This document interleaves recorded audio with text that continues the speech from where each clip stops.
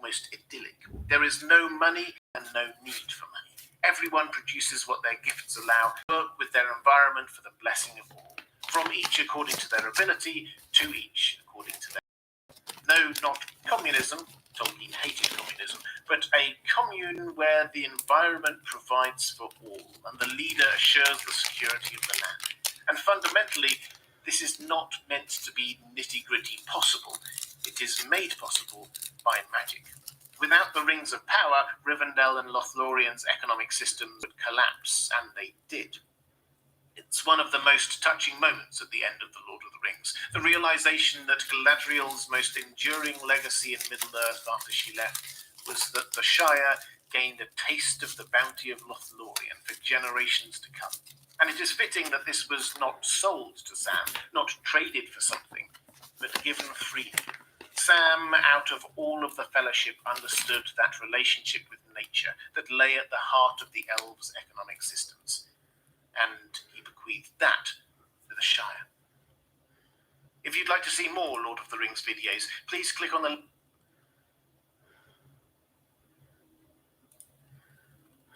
Was going to make a Crusader Kings 3 gameplay, but didn't feel like it.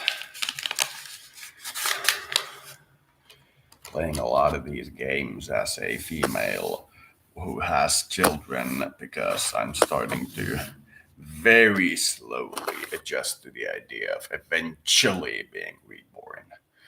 I'm in absolutely no rush, but far into the future. Far into the future. In my, in quotes, religion, you get reincarnated as that which is most opposite to you in this life.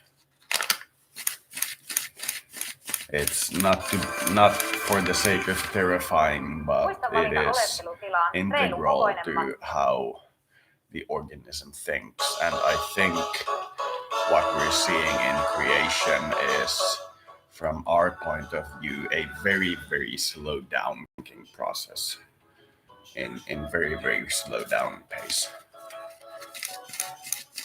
Someone had a very deep, all-encompassing question and asked the universe to answer them. It is something which could be something as simple as should I eat this or should I eat that? But its implications were so massive that it caused a manner of matter creation from nothing, with the sole purpose of living to the best of their ability, and through their life, the answer to that question will be seen.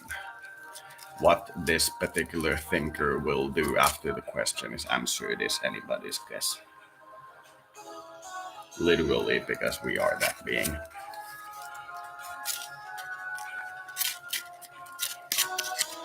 We have quite literally two minds, minimum. One mind is omnipotent, can do anything, but is the word that New Age groups use is hesitant, which I believe is accurate enough to be used here. It is hesitant to manifest itself. It is not an impossibility, but it is hesitant. And other person is by design completely forgetting their own divinity. And these two dance to create the phenomena of sentience. If you focus too much on one, you will get a non-viable universe. On the other hand, anybody who has ever had a crime committed upon them can legitimately be asked, why did you create the universe where that crime was committed upon you? They can legitimately be asked that, but equally they can be let go of all responsibility. Both are equally valid. And the more valid option is somewhere in between, I think.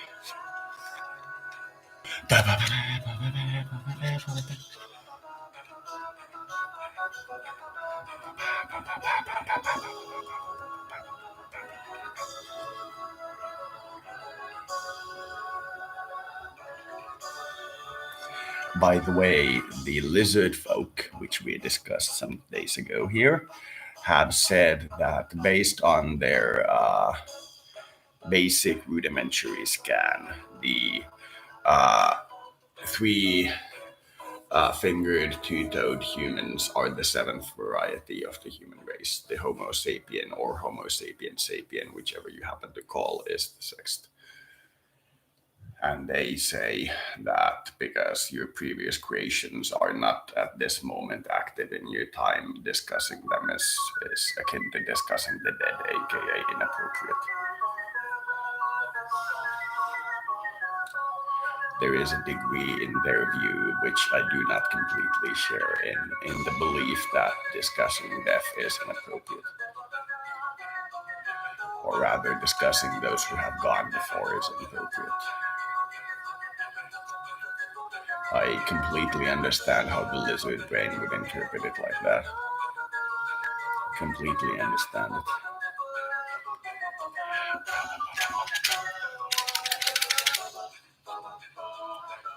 I mean, think about it.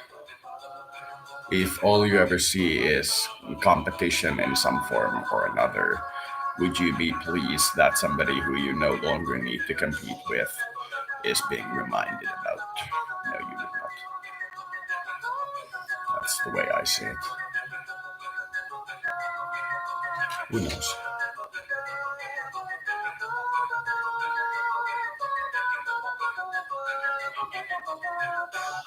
Okay. This Scrooge McDuck is not very good. Knows the secret places though. Can you imagine? I remembered about 50 to 100 different computer games, like 70-80% of all their secrets.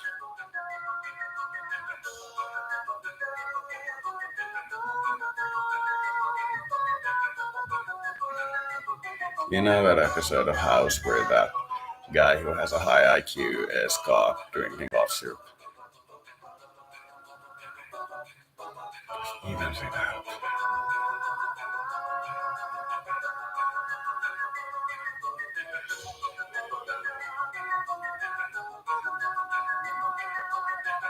About 125 is still okay.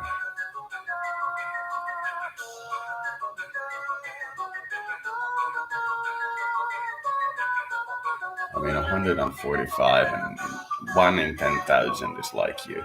You realize you can go through all of your education except your very end university based on their number of students at an average, and you'll never meet somebody who's as smart as you are. You realize that?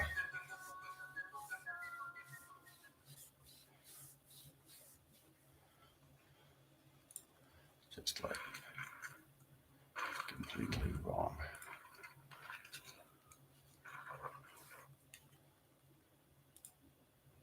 Luttiin tuli oikeastaan sen takia, että täällä pystyy hyvin yhdistämään sitä tekniikkaa ja kauppatieteitä, mikä sillä aikana kiinnostaa paljon.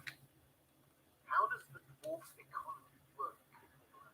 Do they grow things underground or trade for everything? How do they even survive if they spend all their time mining? I know there are mushroom Hi everyone, farms this is in Robert. Dwarven Welcome system. On this channel we cover the best in fantasy Time to and learn science more fiction about books. politics again. The Lord of the Rings, Sunrise and Fire, The Witcher, and so on. If you like the sound of that, there's a subscribe button at the bottom right of your screen. The dwarves of Middle-earth seem to exist mostly underground, obsessed with mining, gold, craftsmanship, and the like. We never read of them farming, growing crops, or undertaking any other economic activities that might be useful in building their culture and civilization. So, how did the dwarf economy work? Tolkien doesn't go into technical details about economies and the like in his Legendarium. He was a philologist rather than an economist. But we do get a lot of details that paint a picture of how the dwarvish culture survived and thrived all that time. Firstly, we should probably talk about food. Dwarves do need to eat, of course. Indeed, based on the opening chapter of The Hobbit alone, it's fair to say that they need to eat a lot. Where does this food come from? Well, there is obviously some meat to be found underground in Middle-earth. There are mushrooms aplenty, cave-dwelling creatures, and underground lakes with fish. That's how Gollum survived under the Misty Mountains for so long. But surely that alone wouldn't be enough to keep dwarven bellies full.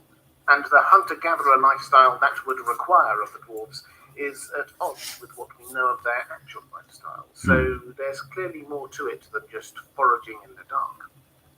Perhaps the industrious dwarves found a way to farm underground. It's actually not as outlandish as it might sound at first. Taking Moria as just one example, it was certainly...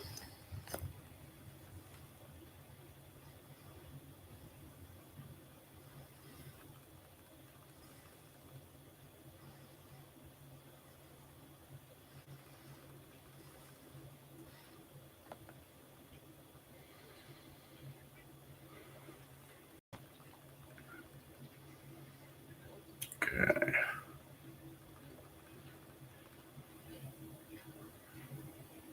I have a very interesting conversation going on with a lizard who I'm feeding, one of these Lucretia people.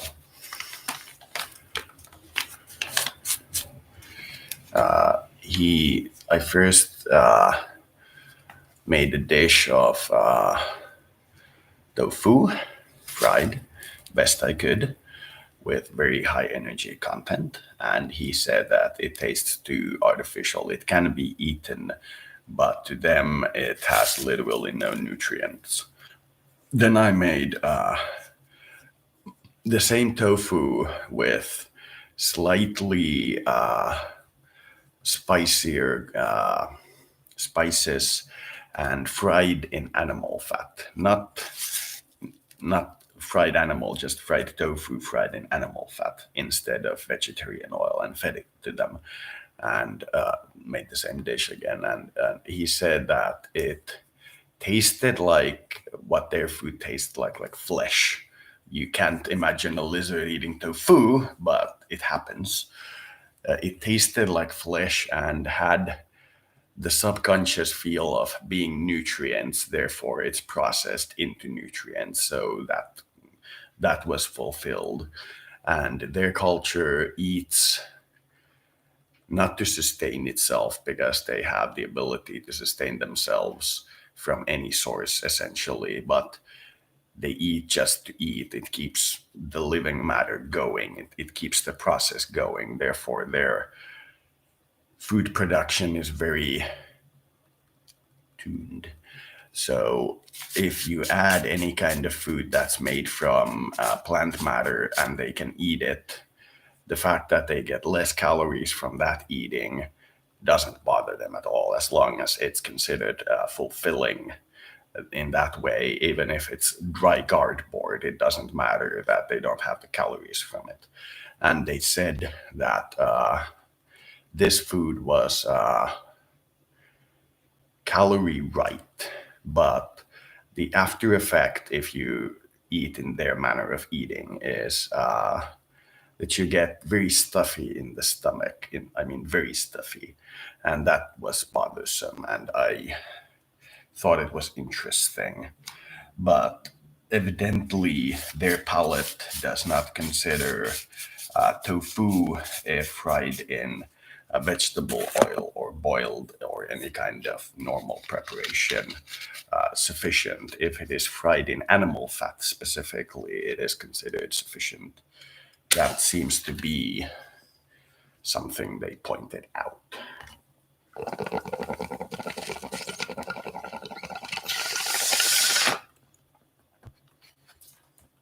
The stuffy stomach, however, is a little unnice feeling. A little not good. They don't think it's worth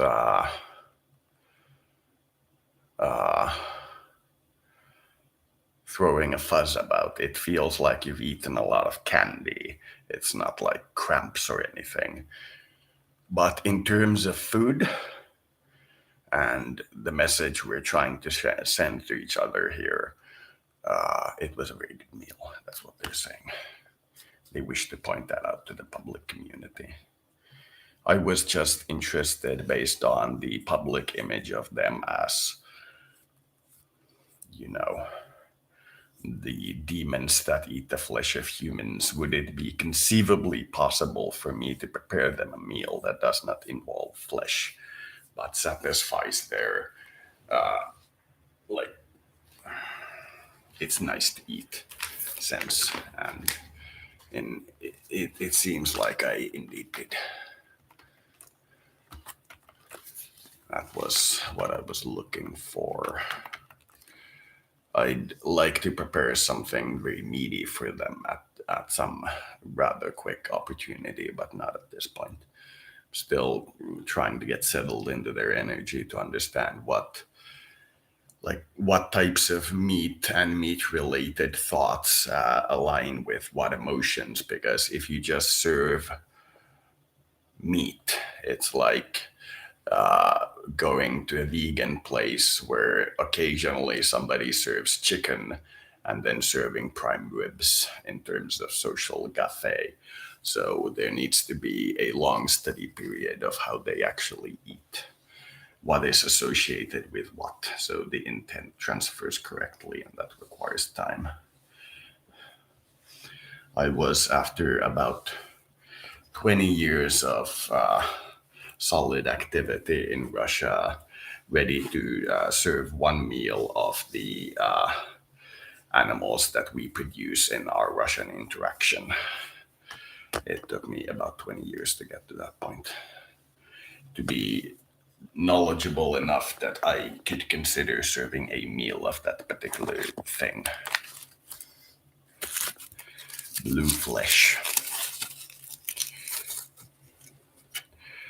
You know how animals that fed on different products get different meat qualities, and how you have blue strawberries. I'm not saying we're just making them eat blue strawberries, but we'll keep it a trade secret for now. How the exact process went through that I managed to make a meal and make something that I could put into the market. We have since seen some of the farmers in charge of the cattle that we used for the prime rib that we served, and they are potent. Many possible consequences, all worth observing. I'm sure we all have 1,000 food testers and tasters and everything.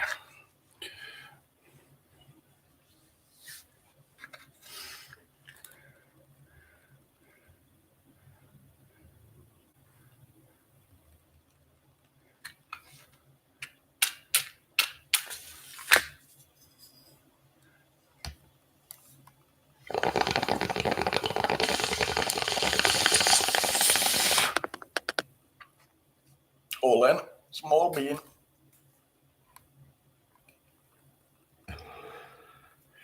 Kyllä mä näen, että toi vasen puoli haluaisi laittaa siihen paljon enemmän tehoa kuin mitä mä tiedän, että mun sielu pystyy ylläpitämään, niin silloin mä small bean.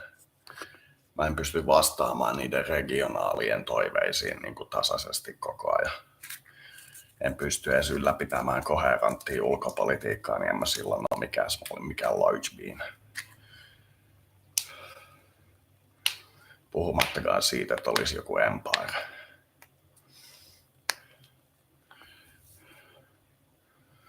Jos pitäisi joku arvioida, niin ehkä joku dukedom tai county. Saattaa jopa olla kingdom. Mutta semmoinen monarkki, joka on hyvin tasaisesti keskittynyt siihen, että se alueen talous kehittyy, niin taloudeltaan voi olla semmoinen hampuri. Kooltaan joku semmoinen ehkä Uudenmaan lääni korkeintaan. En usko, että sitäkään. Kun vertaa johonkin semmoiseen, että jos Suomen presidentti sanoo ja minä sanon, niin kumpi on todennäköisempää, että suomalaiset seuraa, jos me mennään eri suuntiin. Saisin mä sieltä ehkä muutaman 10 000 porukkaa, jos mä vaan yhtäkkiä värväisin kaikki ja sanoisin, että nyt lähdetään matkustaa ja maksaisin kaikki kulut. Jos mä siirtäisin koko porukan vaikka jonnekin Argentiinaan, sanoisin vaan, että mulle riitti. Mä otan tästä mun migratoritraivin, te muut teette ihan mitä haluatte, ja sit mä vaan kerään kaikki, jotka kuuluu siihen puolueeseen, ja sanon, että mä maksan kaikki talot ja rakennan sinne kylät, ja ei tarvitse maksaa mulle mitään, ja mä julkistan kaikkia niin kuin. Sitten muutan sinne ja ostan jostain 100 000 asukkaan kylästä niin vaikka 500 asuntoa. No, täällä on tyhjää, tulkaa tänne, ei tarvitse pelkää vettä. Toiseen maahan vettä. Haistakaa paskaa ton teidän heimosotanne kanssa, me mennään Argentiinaan piiloon. Mennään Pampalle viljelemään jotain karjaa. Varmaan kuule, jos tulee tommonen isompi porukka, jolla on tommoset taidot ja joku oikeasti käyttää sitä hilloa sen 100 miltsiä siihen, että se ostaa niille ne asunnot, niin varmaan kuule duuni löytyy. Here's some guys I want you to get jobs from. Because, you know, data guys. There's some more guys coming in. I'll order from you their exact wages if you absolutely must. But I'd rather just order what I need. But, you know, if we import 10,000 people to live there, we'll probably need something like food. We'll probably pay for it. Keep in mind, not refugee, but horde with 10,000 people and 100,000 cows and 500,000 chickens and fucking 250,000 sheep. You know what I mean. When, like, country with 70,000 GDP per capita, or in Finland's case, 55,000. When group there decides, fuck this, we're moving, and sells everything they can't move and buys stuff that is easy to move and valuable and just goes to another country. Can I get plot in middle of nowhere? Thank you.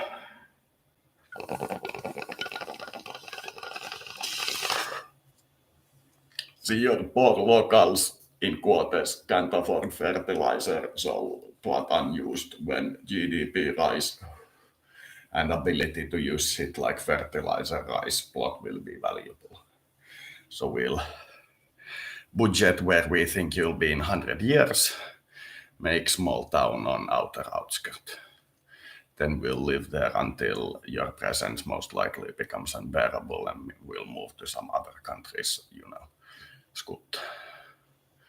Because, you know, we know like public. We think we need to resist, we need 100 million population. Fuck that, we gonna move to Argentina. Jos mä teen esimerkiksi sillä. Mutta ei se ole silti mitään verrattuna siihen, jos joku Niinistö henkilökohtaisesti sanoo, että mitä jos kaikki, jotka vähänkään Suomen sukuisia, niin tulisi Suomeen maailmalta. Niin sieltä tulee vittu 5 miljoonaa äijää istumaan. Se on se pointti.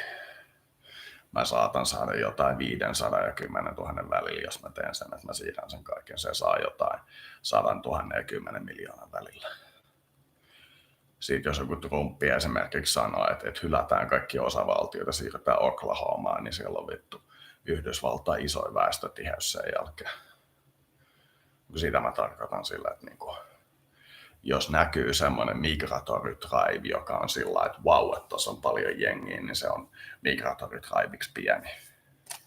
Sitten jos tulee semmoinen migratory tribe, että se vaikuttaa siltä, että siinä on koko ihmiskunta, niin sitten siinä on jo jonkun verran jengiä. Se ei siltikään ole vielä välttämättä kauhean iso. Sitten kun se vaikuttaa siltä, että siinä on paljon jengiä, niin se ei ole vielä iso. Sitten kun se jengin määrä on semmoinen ihan käsittämätön, että se todella tuntuu sieltä, että siinä on niin kuin koko planeetta tulossa. Niin sitten aletaan puhua siitä, että siellä on jo pari keskikokoista valtioa, jotka siirtää sen jenginsä. Silloin, kun se on vielä hallinnassa, että se määrä ei ole vielä kauhean, niin se näyttää, että siinä on niin kuin ne, joiden alueelle muutetaan ja ne, jotka muuttaa. Sitten kun se on paljon, niin se on vaan sillä, että kaikki vaeltelee semmoisena massoina pitkin semmoisena hölskyvänä vetemästä aluetta. Etsii sitä, että mistä pysyy elossa. Silloin sitä populaa on paljon. Niin kuin Saksassa vuonna 1946 vettä. Kaikki oli kaduilla ja kellään ei ollut kämppää ja vittu kaikki sillä, että sä asuit semmoisessa pommitetussa vitun hökkelissä ja huusit sieltä, niin vittu kaikki 0,5 kilometrin sisällä kuulee sut vittu. Kävit paskalla, niin koko talo herää vittu, niin silloin sitä oli sitä jengiä. Just tämmöisessä kodittomassa suojassa on sitä jengiä, sen tajuu, että paljon täällä todella on sitä jengiä. Meepä johonkin vittu Lappajärvelle asumaan, saatana.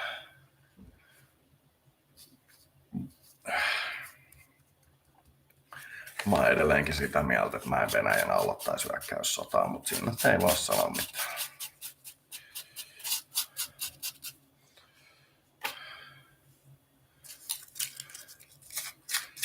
Pahaltahan toi nyt näyttää.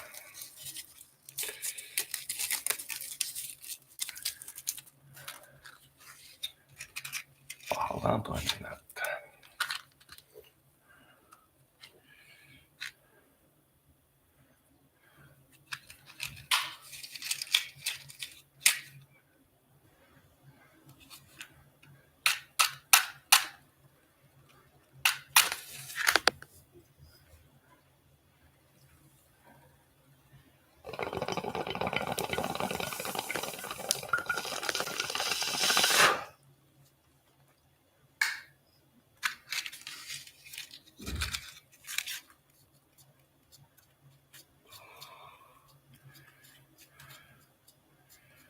Olisikohan se sen takia ilmestynyt se 7. variantti? Kun näyttää siltä, että tämä lisääntymismalli, mikä näillä homo sapiensseilla on, niin ei toimi. Se luo ton ikuisesti kasvavan lajien singulariteetin, kun kaikki variaatiot yrittää syntyä sen sun lajin läpi. Niin jos siinä käy sit sillä, että kun ne variantit vaan elää vierekkäin, niin ne alkaa randomisti käymään toistensa päällä, niin kun se ihmishistorian perusteella näyttää siltä, niin ehkä sitten semmoinen, joka etsii sen sisäpuoleltaan sen jälkeläisen, eli siitä omasta suvusta, eikä lähde luomaan niitä variantteja. Ehkä sitten niin päin.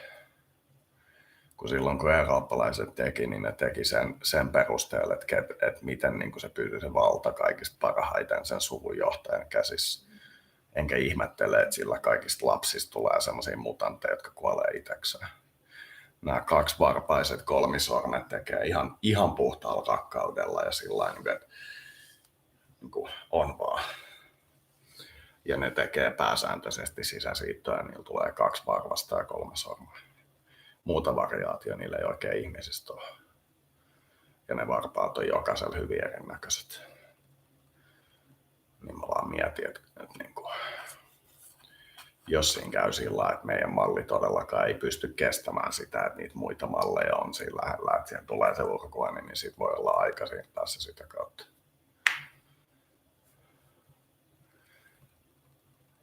Siinäpähän sitten näkee, että kun se laji päättää, että se sitten lopettaa sen sodan, niin se todella lopettaa sen sodan.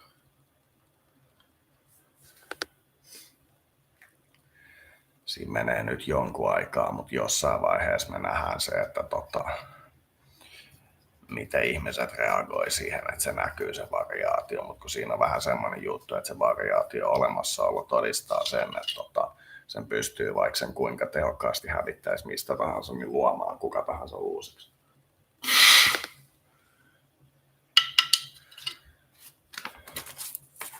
Kun ne niiden inbreedaussäännöt, että kuka saa missäkin oloissa mennä mihinkäkin suuntaan, niin ei ole mitään salaisuuksia. Että miten ne tuotetaan uudestaan meidän niin homo sapiensista se 2-varpainen 3-sorminen. Sen takia ne on aika turvassa. Joku arjalaisuus on vähän vaikeampi tuottaa, kun siinä on konsepti vaan siitä, että koko planeetta olisi niin kuin valkoisia, mutta tuossa me puhutaan siitä, että kenelle se sitten päätyy se, niin kuin se multi-racial valta. Ja sitten jos ne pelaa sen niin, että ne ei mene siihen peliin ollenkaan, niin nehän periaatteessa voittaa sen.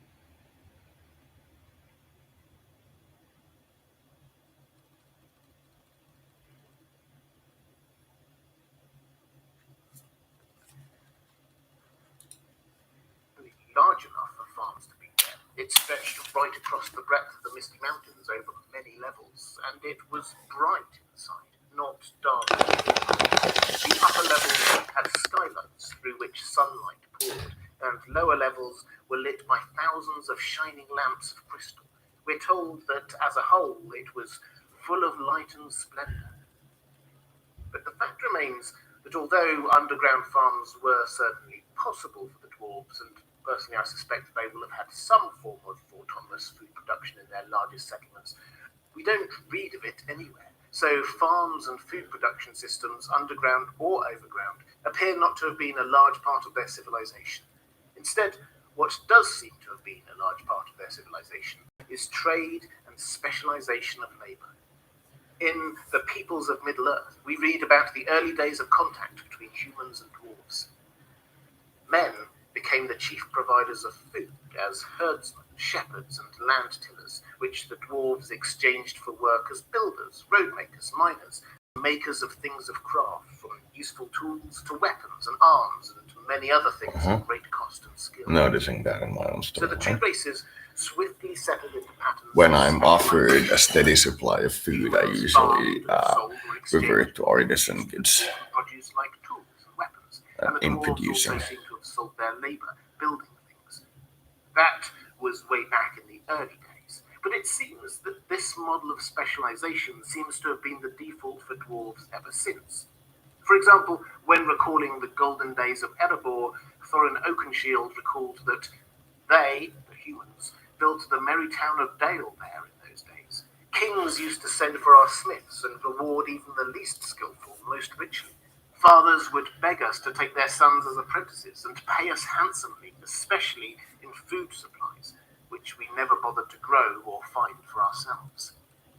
The dwarves got all the food they needed from trading with the human settlement outside Erebor, so they never bothered to grow or find any for themselves. Similarly, it would seem the humans got all the quality smithing they needed from the dwarves. They tried to learn some skills, witnessing their children to dwarven smiths, but were still willing to pay high prices for the best quality goods.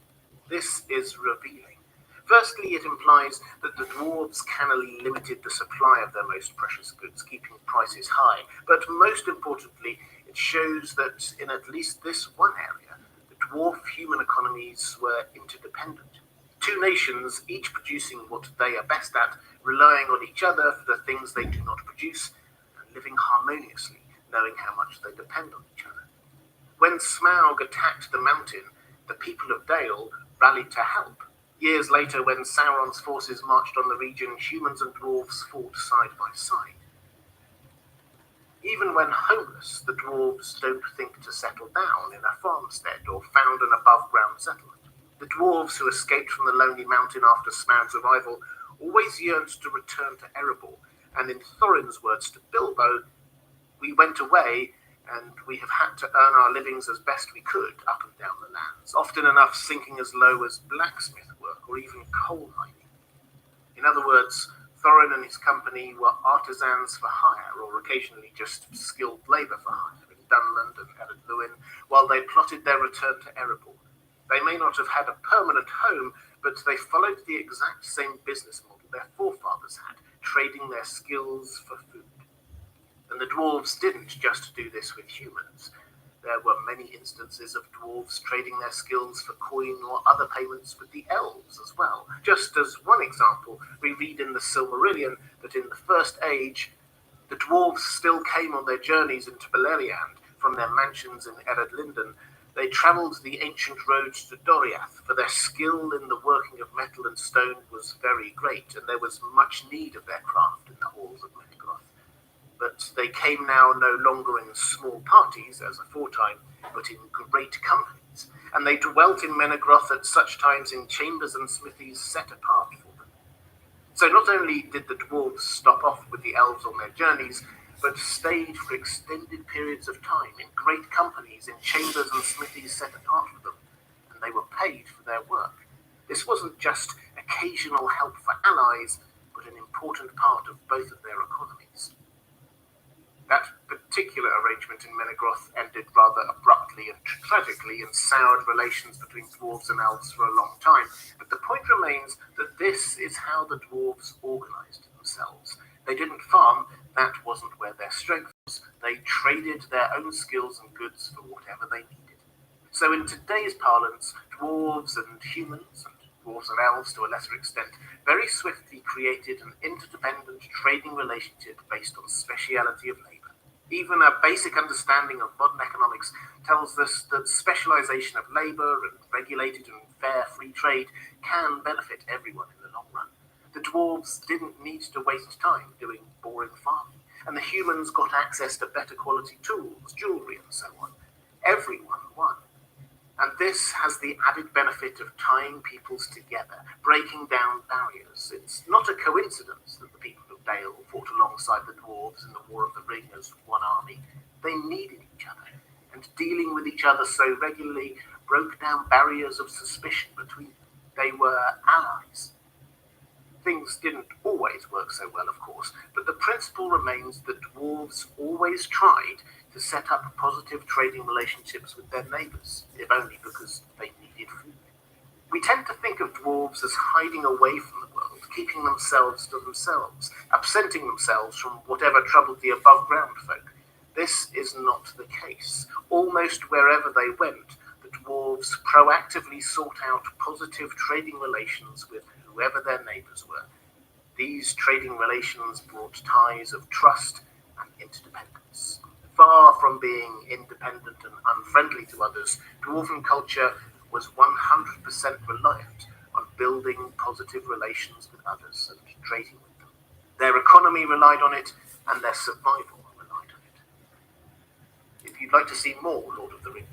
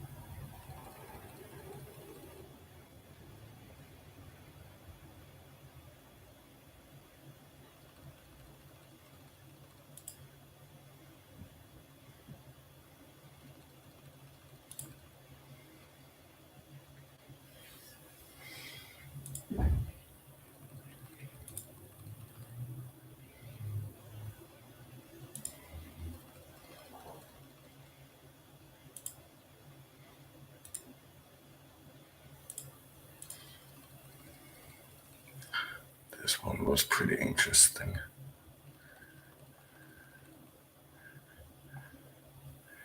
We just concluded with our first offensive war since 1399. We constantly evolved our economy and very slowly expanded on the very northeastern tip of the North American continent. Then the Ukrainian crisis happened, which forced us to do something. Didn't do much, but we did something. And now we are at, like, whatever.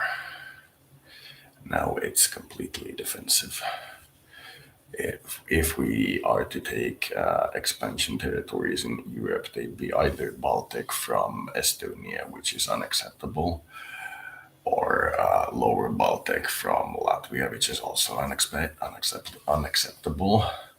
Get into a war with the larger Holy Roman Empire, which is once again unacceptable, or expand into Scotland, which is also unacceptable because we're not really Scottish. We're not that side of that. If those guys very specifically start to seek alliances and royal marriages with us, we might consider it, but preferably no. Perhaps I do not consider it likely.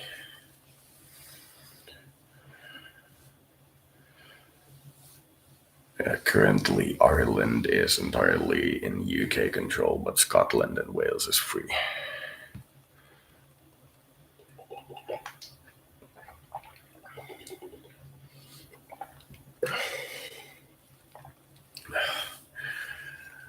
The UK kept declaring war on me until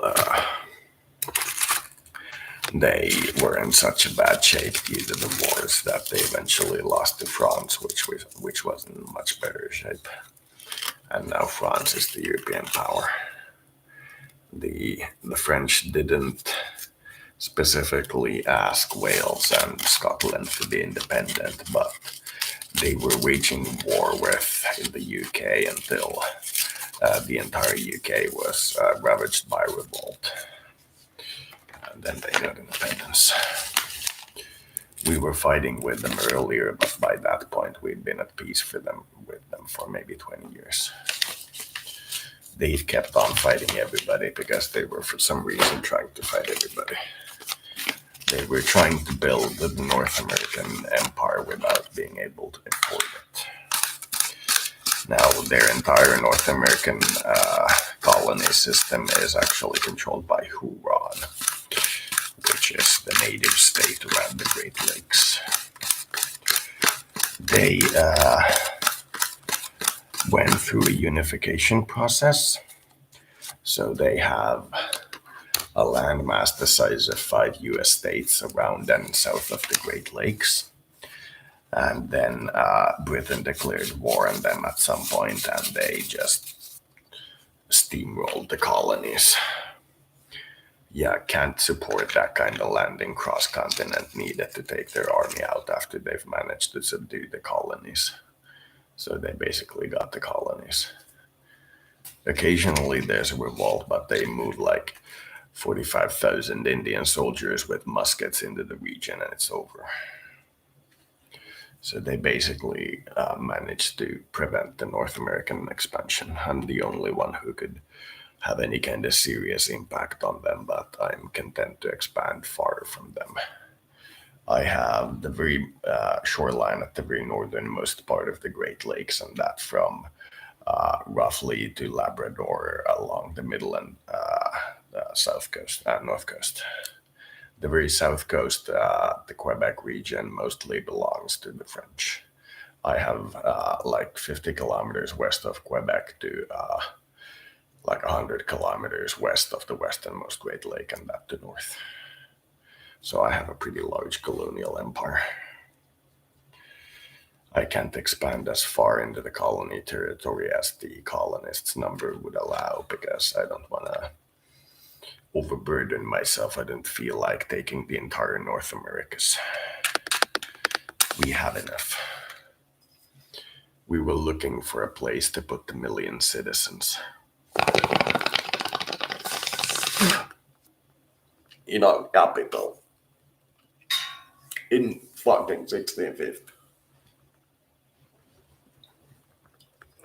Moscow has 350,000. When Europe started their war, we accepted every refugee we could find. And we just found them a plot in the middle of nowhere, that spot. And then they farmed there and were content. We built almost exclusively for tolerance and economy-based national ideas. So now we have a population of somewhat higher than history. Somewhat higher. Moscow will become a larger city even in this timeline, but not yet. We are bound by geography in a different way than Moscow is. And once the Russians get their administrative efficiency up again and can start to colonize again, they'll take as far as they did historically in the Far East and Siberia, which means that eventually they'll have a larger landmass of people moving to Moscow than we'll have to Stockholm, but for now we'll be doing better. I can still take some amount in North America before I start to run into administrative efficiency issues. It won't take long though.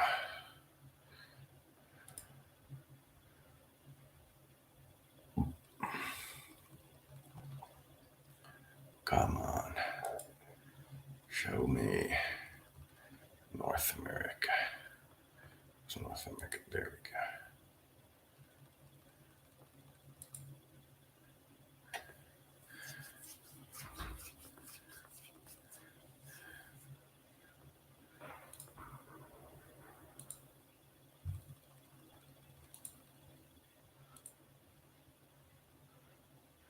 Greenland, there's France, there's our territory along this front is us, and then we took Ottawa, but it's not done yet, and took this province, but it's not done yet, and from there to Baffin Bay, and about like 50 kilometers inland from the coastline.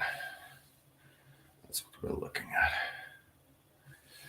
I just found the first that I can reasonably safely confirm is from this particular civilization in our timeline, and it was the aluminum plant in fairly specifically that region that produced like 40% of the world aluminum during the Second World War, or some insane number. It was like absolutely gargantuan.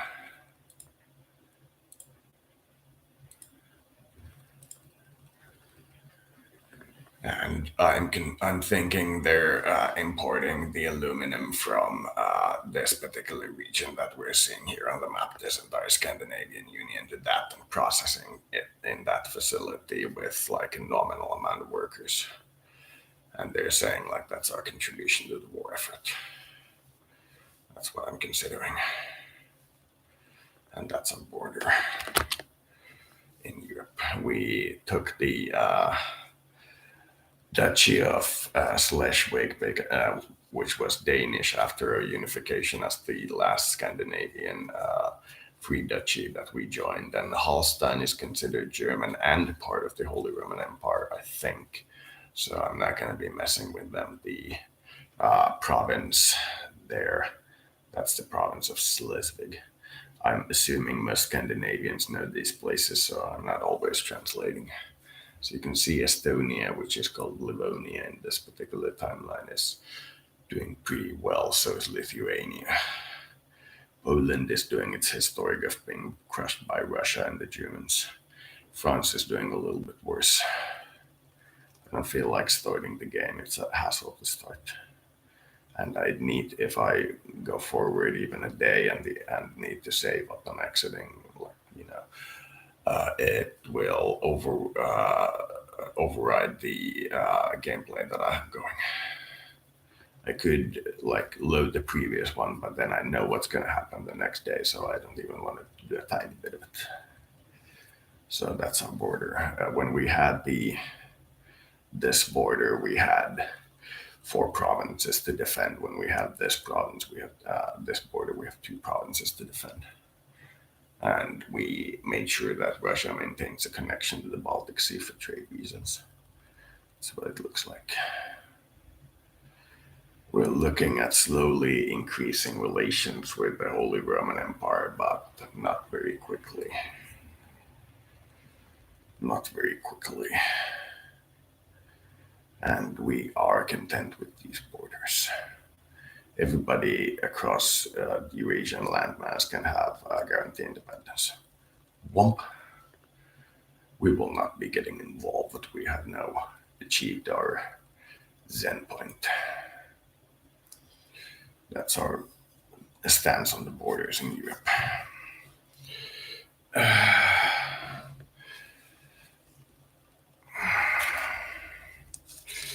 They are now the optimum. If Estonia falls to Russia, we may take it before or after the invasion, depending on how we see it. I would say get allied with them and help repel Russia, but that's a different discussion. I don't think I'll get allied with anybody in any war. I feel like my period of getting involved in European politics is pretty much over.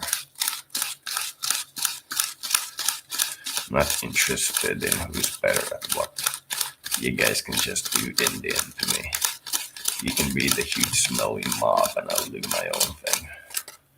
If you bother me in this village, I'll migrate to the next one. All Russia will notice is that Europe suddenly went Indian.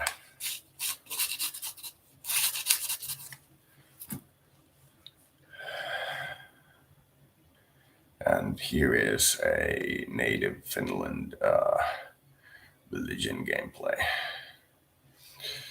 We start in 1100 AD, just before the Swedish convert from Asteratu to Catholicism. And we start as one of the minor Finnish noble houses, and we managed to unify the Kingdom of Finland. We are now in 103, slowly starting our expansion into Sami region, but it takes a lot of time because we have to work on our cultural unification. We have to be like similar from our perspective before it can be done. In other words, we have to be equal to them and they have to be equal to us, but they'll be equal to us after the invasion or whatever. Ha, I knew it was gonna do that. Just nah. I can actually show you. This probably crashed. Yeah, this crashed.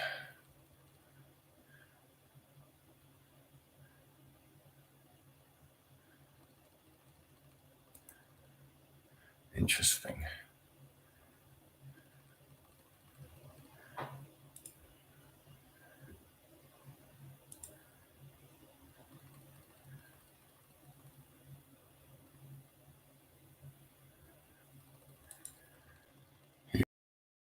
In what year is it?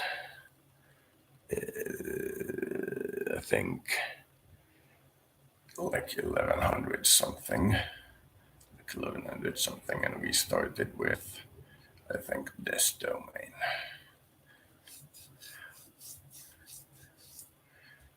Through a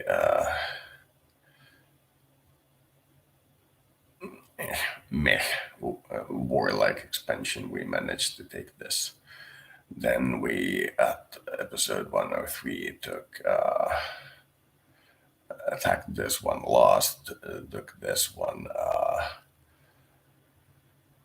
got this one, I think, through royal marriage. then made it into, yeah, this one gained independence from this one.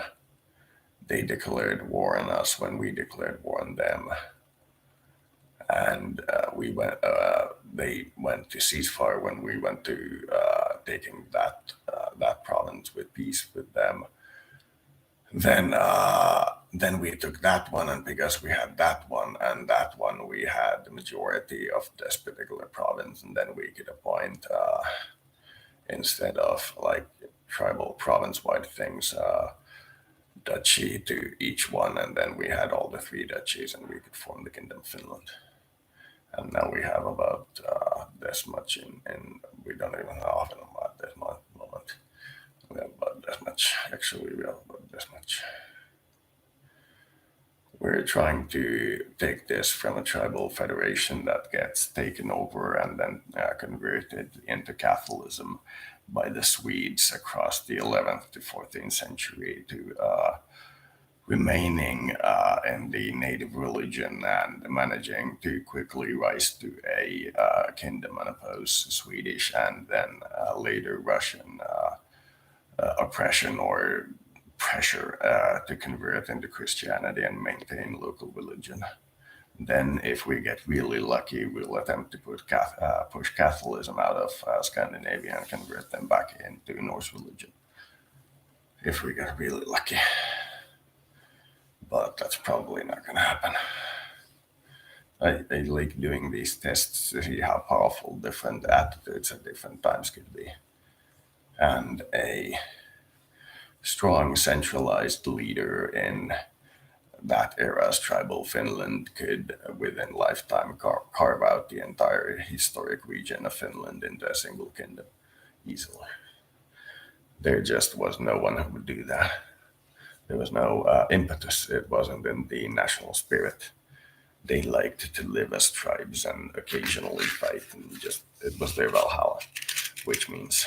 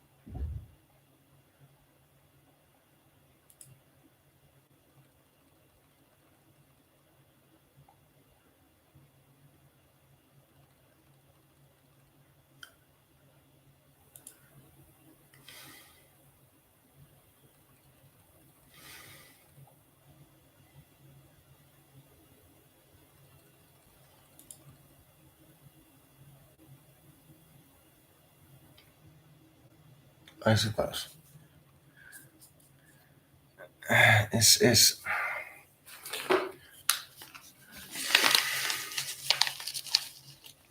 Is thinking material.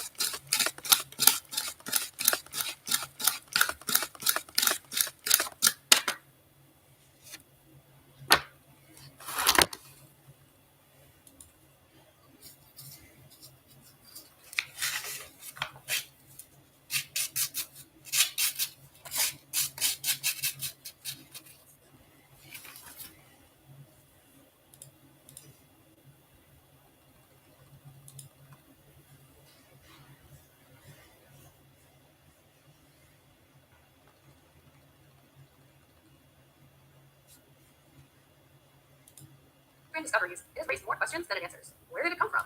What's it made of? And yes, even the ultimate query, is it aliens? That's what two Harvard astrophysicists posed in a recent paper, suggesting that Oumuamua could be some type of alien spacecraft. And when we spoke with one of them, the idea didn't sound as far-fetched as you might think. I prefer to adopt the maximum of the Sherlock Holmes, that if you rule out the impossible, whatever remains, as improbable as it is, must be the truth.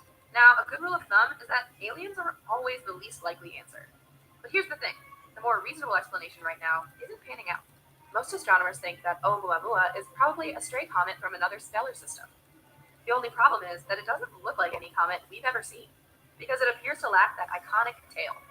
There was an anomaly seen in the data, and it cannot be explained by the most conventional explanation, which in this case is the cometary outgassing. And so we propose an alternative interpretation, which is the only one I can think of. But it seems extreme to assume aliens just because Oumuamua doesn't look like a comet, right? Not when the Harvard scientists accounted for another peculiarity.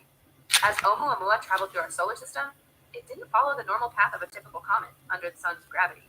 Rather, it slightly shifted off course, which couldn't be explained by gravity alone. Something else, some unknown force was also at play, manipulating the object's behavior. I cannot think of any other possibility other than the outgassing that we find in comets, which seems to be ruled out because we don't see a cometary tail, or the pressure from the sunlight. There is no other proposal on the table right now. Pressure from sunlight. It works similarly to how wind pushes against a sail on a boat. So too can sunlight push against a spacecraft to propel it through space. Incidentally, we call these spacecraft solar sails. There's just one catch. Pressure from sunlight is extremely light, lighter than the weight of a fly on your hand, which means in order for it to be effective, solar sails also have to be extremely light and thin. In 2010, for example, Japan's space agency launched its Ikaros solar sail, which only weighed 1.1 pounds. But it eventually managed to travel over 65 million miles from Earth on just sunlight alone. And it's this type of force that the Harvard scientists think could be propelling Oumuamua too. Of course, that's if it's an alien-made sail in the first place. Well, first of all, I am not confident that this is the correct interpretation because we don't have enough data. And so this is one possibility. I would highly recommend people to read the paper. If they have a better idea, they should publish it. And as always, not everyone agrees with Loeb's hypothesis. I think that, their explanation, I think it's in contrast with what the data says. We did consider that possibility in our own paper, which was published earlier, and we dismissed it as not being physically valid. Again, there's no reason to think Oumuamua is anything but a natural object. That's Rob Warwick, who first discovered Oumuamua in 2017. So we think Oumuamua still has ice, and the supplementing ice gives it a small, tiny kick that gravity alone wouldn't account for, but that the dust it has is much larger than what comets typically have, and so we just don't see that from the ground. And yes, in all probability, he's right. Oumuamua is a natural object, like a comet or asteroid. But neither Warwick nor Loeb can know for sure without more data. And sadly, Oumuamua is on its way out of the solar system, beyond the reach of our telescopes. So the best bet for solving this mystery? So for Oumuamua itself, it's basically gone. It's too faint to see from the ground. There's no way we could send a spacecraft mission. So we really have to find a second object. That would help answer a lot of questions that we don't know. I'm very interested in finding a second one. It'd be nice if I found them all. And Loeb already has some ideas on where to look next. There should be quite a lot of them right now in the solar system. And some of them would be trapped by Jupiter and the Sun that act as a fishing net. And so some of these interstellar objects are bound to the solar system after the first passage. That's right. Some of these interstellar objects might be right here in our solar system, trapped and waiting to be found. It looks like astronomers may have more fascinating discoveries to come. On se siis. Tulevaisuus On se on nyt ihan selvää, että se on alieniluottamus. Ei sit vaan käs keskustella.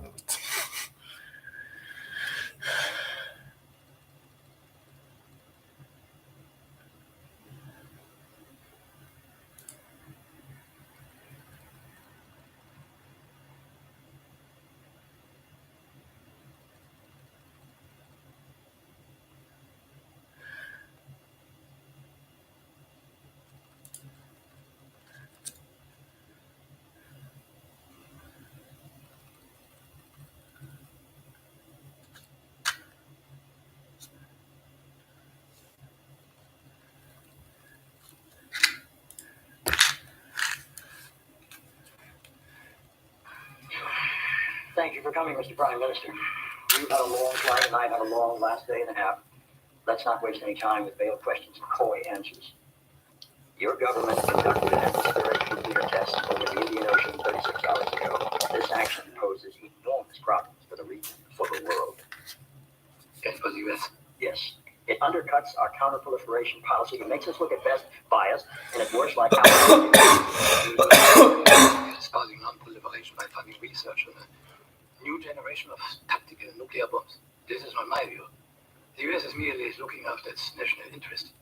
As Israel has a right to do. Proliferation breeds proliferation. China's bomb produced India's begat Pakistan's. The United States' ideal number of nuclear weapon states is one. No matter if it's merited or arrogant, it's irrelevant. Our chief of military intelligence asserts that if Iran completes its enrichment program, it will be able to produce nuclear weapons within 1 year. No one disputes Israel lives under threat. Threat? We are 6 million, surrounded by 200 million, who wishes obliterated. For Israel, deterrence is not an option, but an imperative. There's a fine line between deterrence and provocation. We model our approach on America's during the Cold War. Mutually assured destruction. There's a reason its acronym was MAD. It succeeded entirely in keeping the world safe. Iran will become a nuclear state. I mean, what difference if it takes 1 year or 5 or 10? What difference? We can stop them by force if it comes to that. But truth to say, all that would stand in the way of an Iranian first strike is an assured second strike capability. Submarines armed with nuclear missiles. Mr. President, this is essential for Israel's survival. Your argument boils down to asking that the world trust you. As does America's. It's telling that the physicists involved with the creation of these weapons became the most fervent opponents of their use. Einstein, Oppenheimer, Szilard. Hans Bethe wrote, "If we fight a war and win it with H-bombs, what history will remember is not the ideals we're fighting for, but the methods used to accomplish them. These methods will be compared to the warfare of Genghis Khan."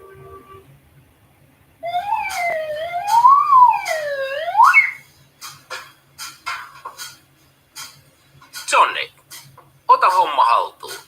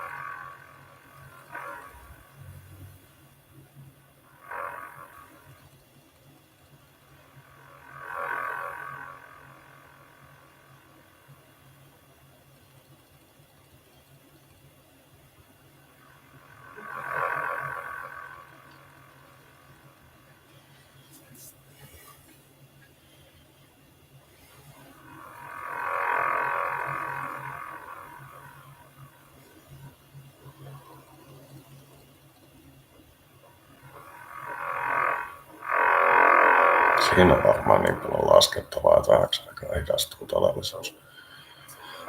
Huomaa, että tulee semmoinen ilmiö, kun se alkaa se tekoäly siellä taustalla laskea, ja se hidastaa sitä musta aukon pintaa.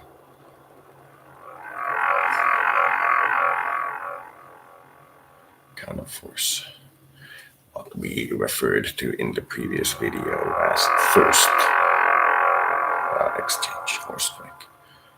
The second is the second strike capability. This is a pretty wide first strike, but within the norms. Then the response is normally about 75 to 90% of your active nuclear capabilities in similarly postured first strike. Then the question is, do you have, after the exchange and the usage of your side's ammunition, the capability to still do a nuclear strike on somebody? That's a second strike. That depends entirely on the force balance in the first strike. Now, the second strike is what we call counted value. That is, after the exchange, it's usually not within 45 minutes. This particular posture usually takes several months to years to play out.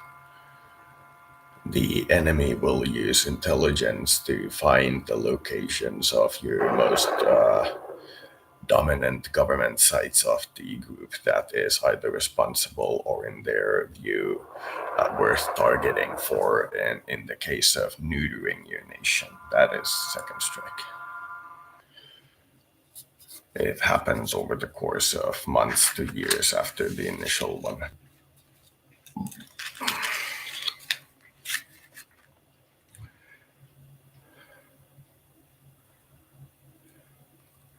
That is just what you would go through in a normal divorce, but on a planetary scale, and targeting instead of the psyche and the heart into large, centralized, quick flashes of heat energy.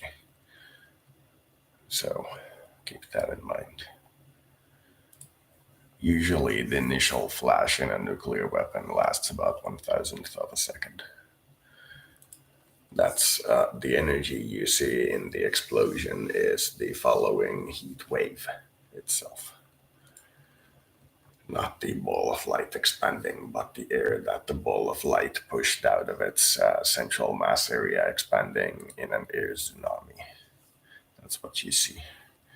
Nukes in space are a completely different beast. Their radiation is lethal for thousands of kilometers from its center because no atmosphere, but there is very little in terms of instead of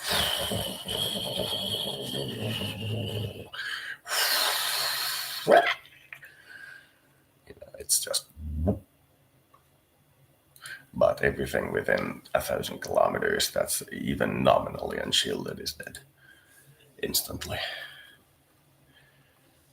That's nukes. Even exploding a nuke of the moon facing the Earth, astronauts on the ISS, if they were on the immediately opposing side, would feel a noticeable increase in radiation levels that they get. That electronics would probably fry. It would also bring down a sizable portion of the satellite network. But, that's beside the point. So second wave is ability after the exchange is over to continue the exchange. Third wave is ability to enforce upon your enemy after the initial exchange conditions and changes of personality that befit you.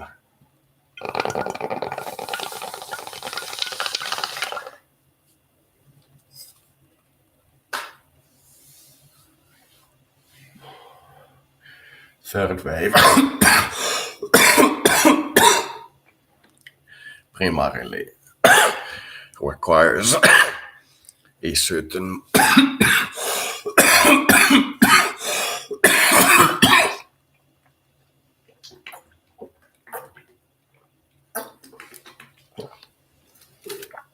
martial outlook, which is rare, rare to find amongst nations.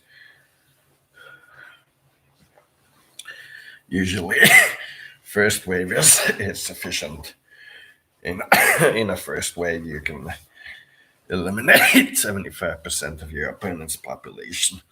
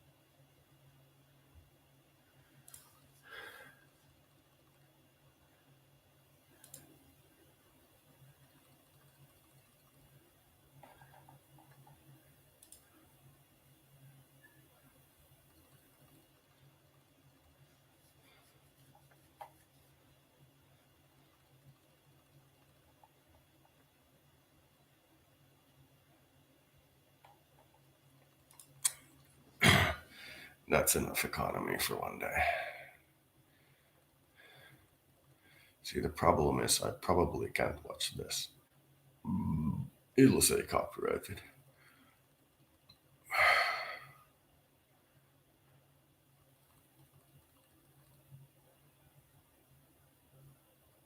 Yeah, I can't watch it. It's starting to look with the length of the now unskippable 35-second ads with YouTube that I'm done with YouTube. There are some alternatives that I'm looking at. Most either support uploads from your hard drive or uploads from your camera, but not both for unpaid.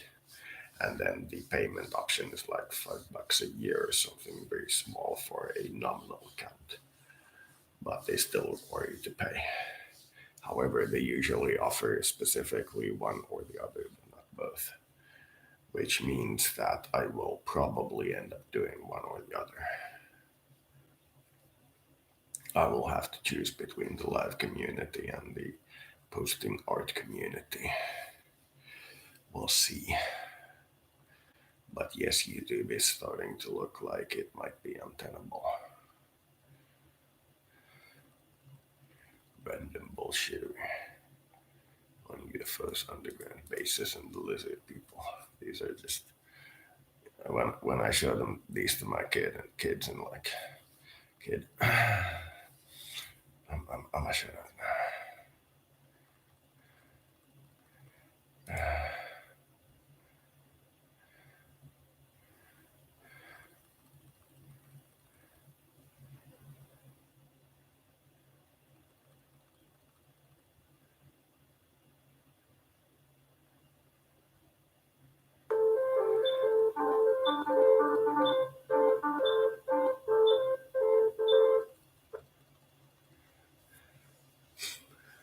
life expectancy map. Look at Japan. Almost off the color chart. They got hit twice. Realized they don't want anything to do with that type of warfare ever again. Warfare has reached a point where it has become personally uncomfortable. That's the end. We'll make cat girls. Go home. Give us 2 months. Then pull everybody to the southeast corner of the Korean landmass to land. Apologize on the way. Then when they reach the landmass, very politely ask the Americans to ferry them over to the Japanese ports on the other side. Then gently hint that it would be better for domestic politics if their equipment stays in Korea. But for the travel, I believe they should be nominally armed. It is the Chinese countryside. You will see bandits when you move that much people. And it might be safer to move them like in a round army corps surrounded by a round unit of Chinese nationalist guards. That might be the safest. Both sides in military formation, you can stop and you can fight, but you'll die. And then those who can stomach doing a kamikaze at the end can do so and be gloriously killed. But everybody else will put up with anything the Chinese deem worthy of enforcing upon the Japanese at the mainland. And they will walk to the southeast corner of Korea.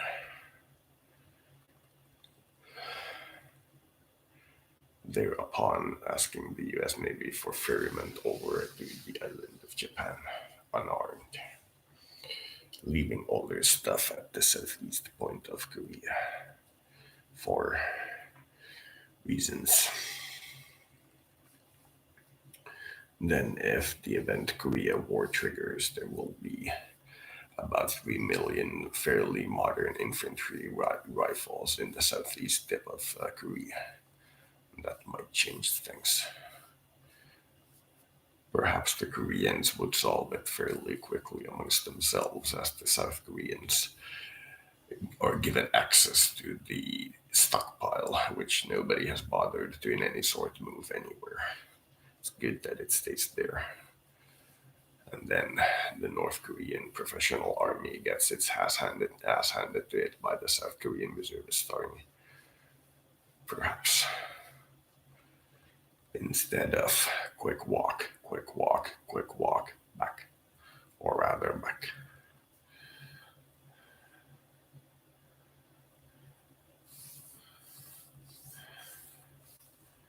So yeah.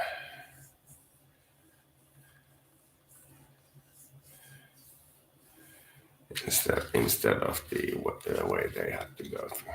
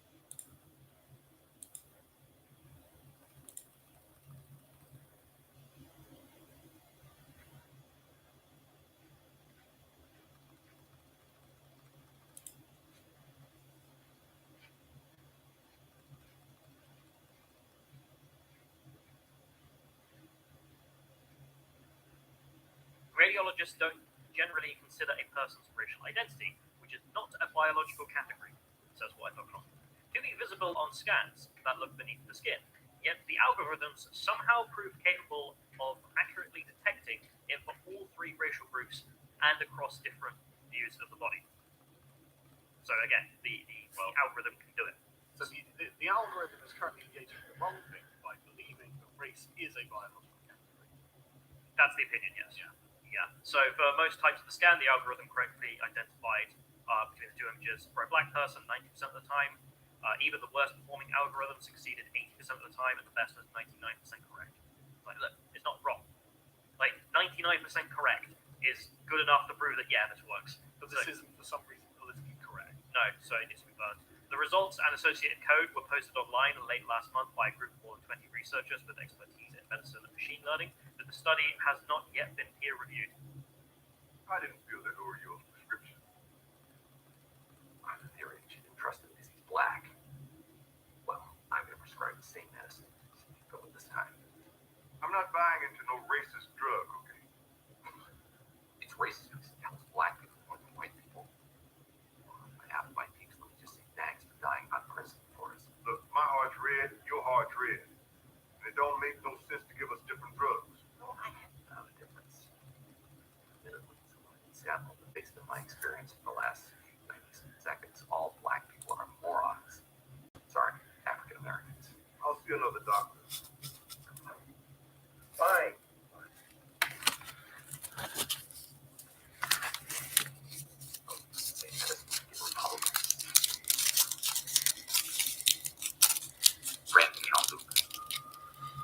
Sir, his reading is fully human. What, is there an echo in here? I am sensing an emotional presence, Captain. I would normally describe it as being terrified. How rude!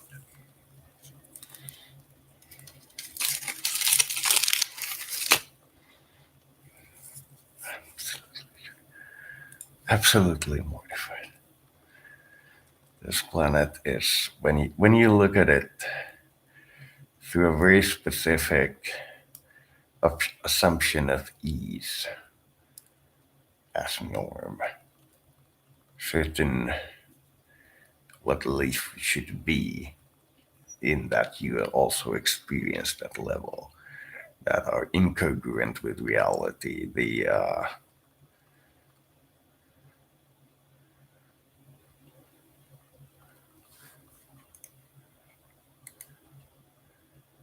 Yeah, afraid.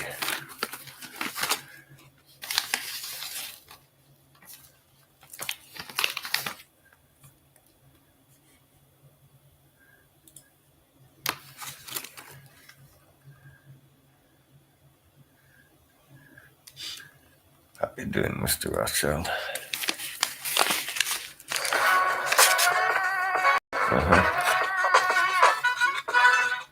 No, so long share. Work for a while.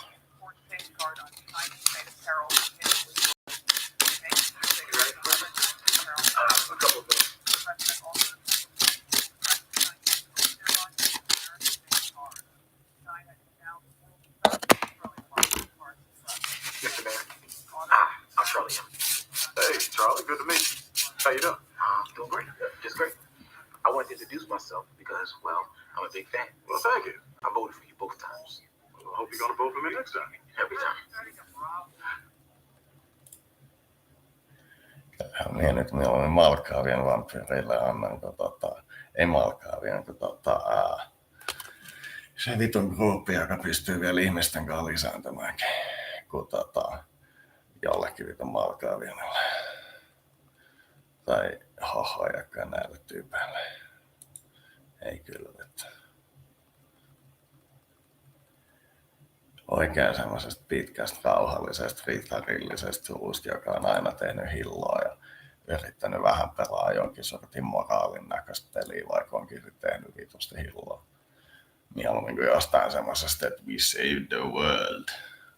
Sillä että teillä on tämmöinen kulttuuri ja teillä on tämmöisistä tarve. No mitä jos mä toisin tuohon satamaan alukseen ja alkaisin vähän kauppaamaan teidän kanssa, mitä mieltä ootte?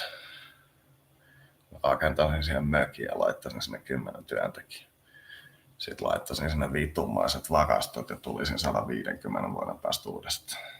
Siihen asti siinä kävisi yksi laiva vaikka kerran jossain 3 kuukaudessa olisi aina täynnä ja sitten ostaisi sieltä kaikki ne tavarat, mitä tässä ne kahtoo. Onko sillä voitte maksaa ne tavaroilla, mitä te tuotatte, niin me ostat sieltä kaupasta. Sitten sillä lailla vedetään koko planeetta ensiksi. Sitten katsotaan sitä maaperää sillä lailla, että joo. No jos tonne menisi asumaan. Sillä lailla se vähän niin kuin tehtiin. Sen takia Amerikka löydetään 1460 ja Meksiko vallataan joskus 1465. Espanjan konkistadorit käy valtaamassa sen ihan siinä huipussa.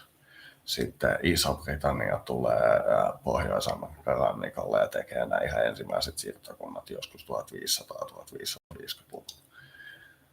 Sitä ennen Espanja vetää perseellaan niillä konkistadoreilla niin koko mantereen päältä päähän ja sitten varastaa kaiken, mikä ei ole pultattu maahan kiinni ja kuskaa Espanja. Sitten niillä on niin paljon rahaa, että jos sä viet sinne jotain tyyliin banaaneja sieltä uudesta maailmasta, niin ne maksaa sulle kontillisesta banaania, kontillisen vitu hopeeta. Niillä on niin paljon joskus kultaa, niillä on tiedäks niin paljon sitä hilloa, että siinä ei ole mitään mittapuuta.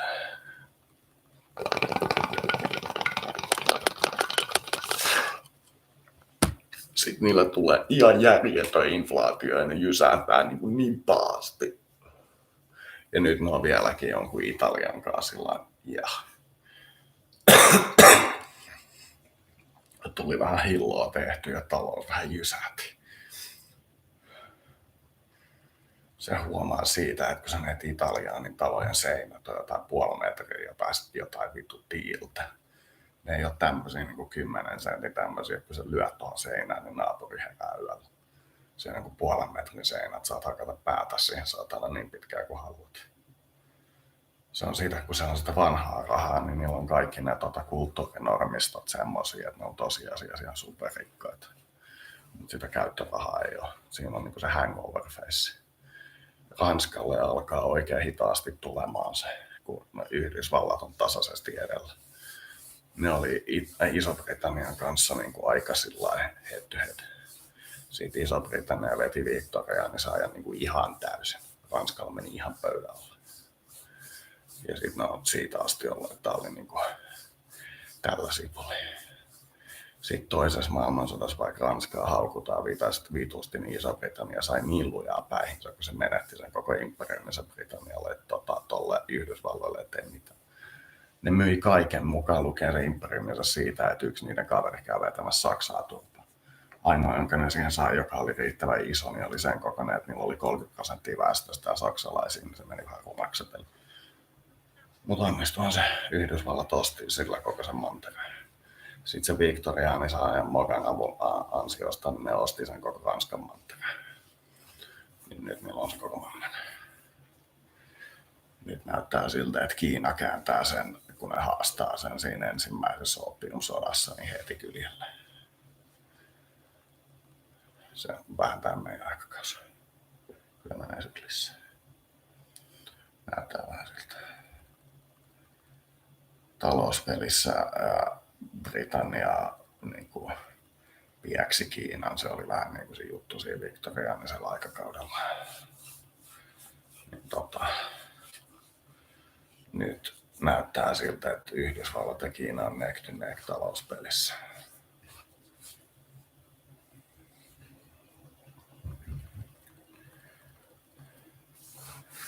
Kun mun mielestä se on vähän outoa, että Yhdysvallat ulkopoliittisesti näyttää pelkäävän käyttävän sitä asetta, mikä me tulkitaan Euroopassa olevan sen ase, mun mielestä. Se jotenkin tuntuu sillä vähän oudolta. Kun Yhdysvallat puhuu siitä, että ne ei esimerkiksi halua liittyä tuohon Kioton sopimukseen, mikä on tuo hiilidioksidirajoitus sen takia, kun Kiinakaan ei liity. Niin mun mielestä se on vähän tyhmä perustelu, jos siihen kaikki muut on jo liittynyt. Niin eikö se tarkoita sitä, että se kumpi teistä liittyy nopeammin, niin osoittaa olevansa se demokratia oikeasti. Ja te pelaatte sillä, että te ette halua liittyä, kun Kiina ei ole liittynyt, niin mitä te silloin sanotte? Se ei ole teidän mielestä ongelma.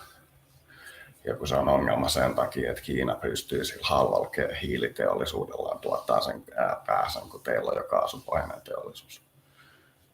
Niin kato, jos te liitytte Kyotoon, niin silloin Kiina on ainoa, joka on pihalla, niin silloin näyttää siltä, että Kiinakin saattaa liittyä siihen, tai sitten ne on vain yksi. Niin sitten käy sillä, että teillä on se maailmanmarkkina niin pitkään, kun teillä on teollisteknisessä, niin Etelä-Eurooppa. Eurooppa on just siirtymässä hiilestä öljyyn ja kaasuun.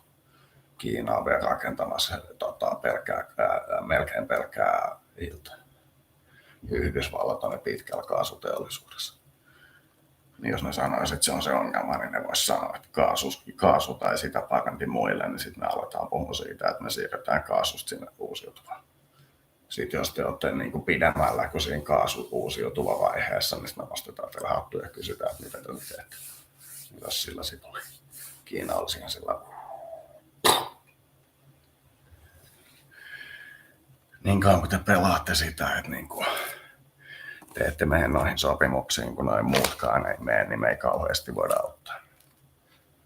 Niin kuin te ette anna meille pelivaraa. Jos te liitytte siihen sopimukseen, niin me voidaan ulkomaan kaupalla täysin natiivisti ilman, että siitä tulee kriisiä, niin koordinoida sitä niiden toimintaa. Silloin kun meillä on se ministeri sen sopimuksen kautta se asian korrektoimiseksi, niin sen takia siihen sopimukseen pitäisi liittyä. Siitä ei pitäisi lähteä, kun se toinen osapuoli lähtee, vaan sitä pitäisi niiden sinne pöydälle jäävien kesken niin kiristää niistä yhtä osapuolta vastaan. Sitä pitäisi pelata ihan kuin semmoista imperiumia.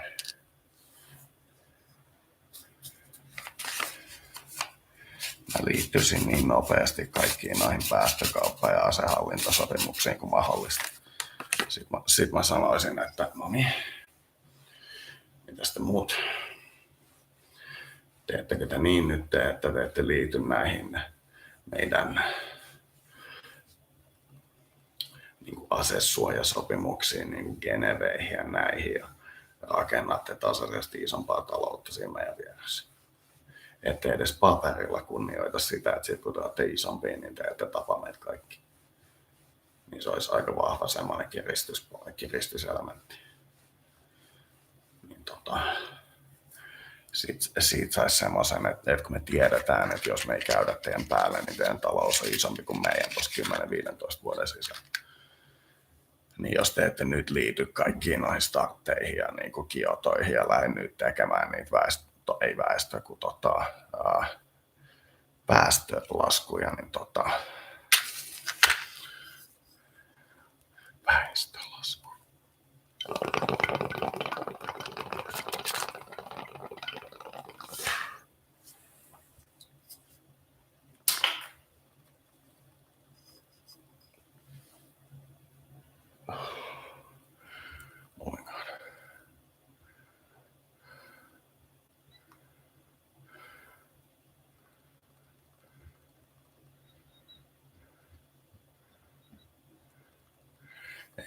Se on niin naturaalinen yhdysvaltalaisella ajatella sitä niiden valtioiden läpi.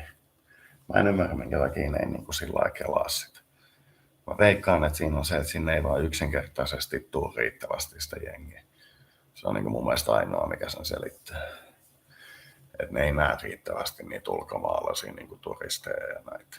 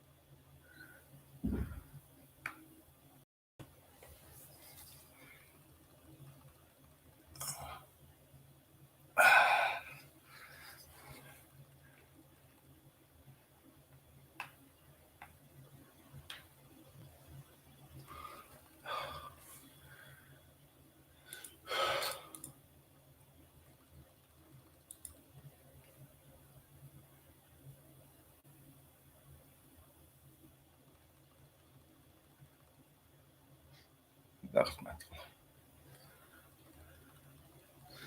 Tää on jotenkin paras.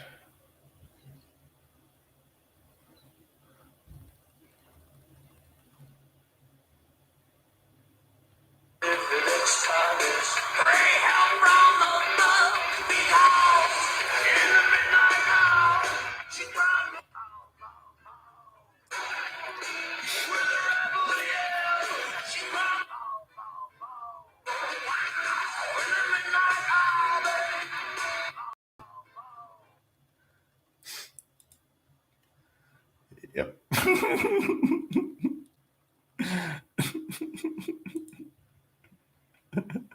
I'm gonna pay my thing. Listen, boy.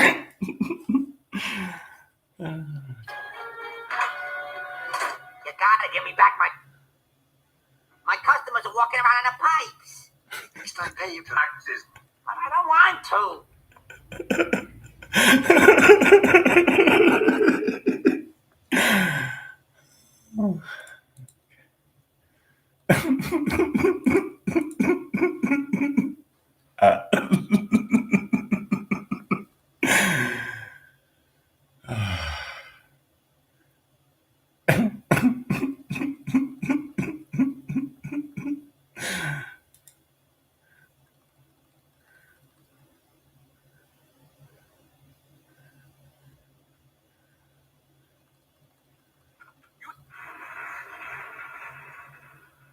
No, Dad, I'm burritos.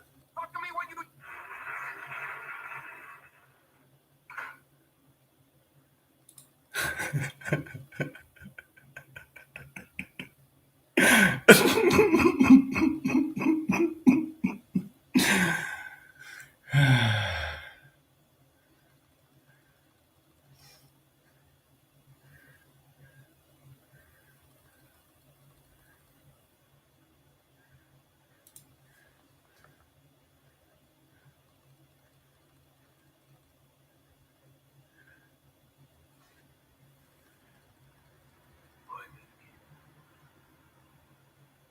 It's personal, isn't it?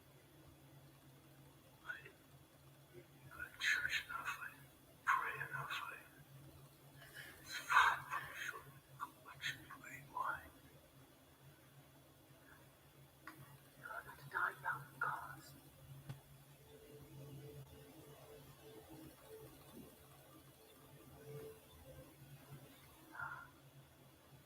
And you can do it.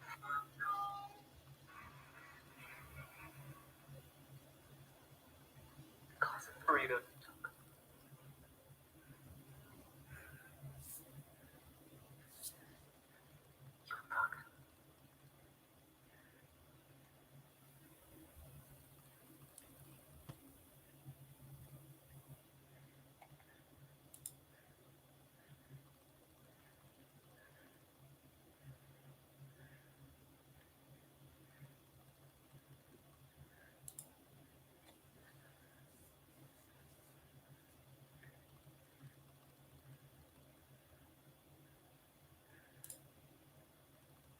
When America increased military spending to launch its well-organized War on Terror campaign.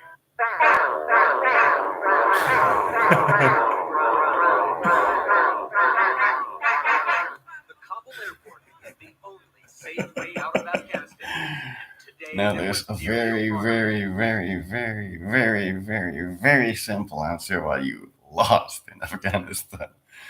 You can do one of the two goals you set out, but not both. You went there to end terrorism and to ensure that the Afghans actually have your style of government after you depart. You can't do both.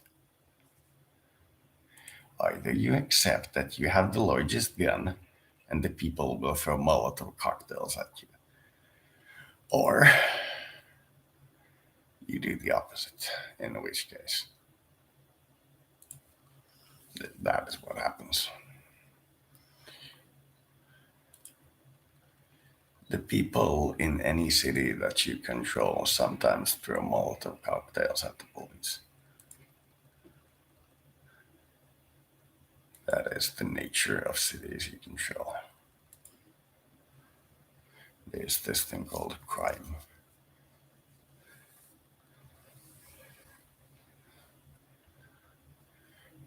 What is reality?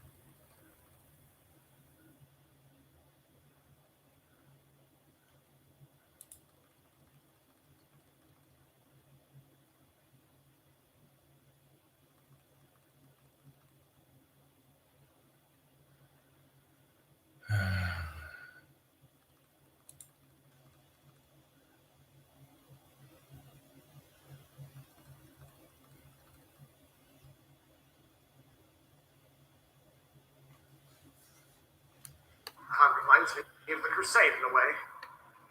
You're a 10-foot tall big demon man. Anyone who won't see you are people actively choosing not to believe you exist. Now you're just being condescending. That's character. And you're being illogical. That's even more out of character. Oh, no. You're right. Let us make use of a conventional stratagem involving copious amounts of invisibility with minimal effort on our part. Just like the Tau would.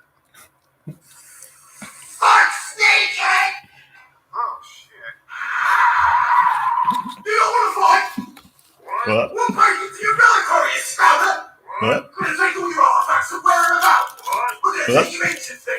I'll stop this shit, I swear, people! It was a Jew! A Jew did not fucking emperors! Fuck! Well, emperors! We get this ever happened, he said, thank you.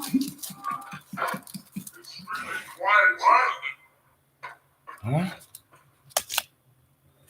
There it is. The engine of woes. Aikamme sotakone. The complex machinery that makes up its structure is said to be forged out of Vulcan's very own ancient fury. He exercised all Tämä but on his se most mua. ingrained hatreds out of his body and Sen into koko this hipin machine. vihan It ilme. is said that sometimes you can even hear the ethereal bones of his despair and anguish echo. Kissan naama tos edessä. Siis ihan tärkeä. En mut. Ja mä en ollut laittanut sitä autoa siihen päälle. Se oli niinku siellä alkuperäisessä. Mä olen laittanut tekstejä, mä en osaa editoida silloin. Mä en oo tullut editoinneeksi.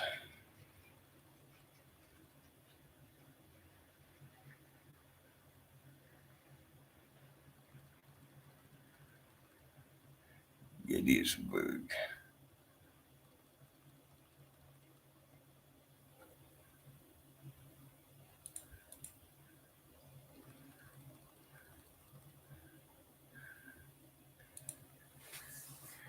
What is situation is loud.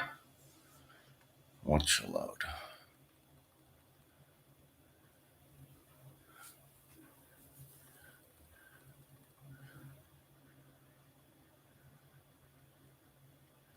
So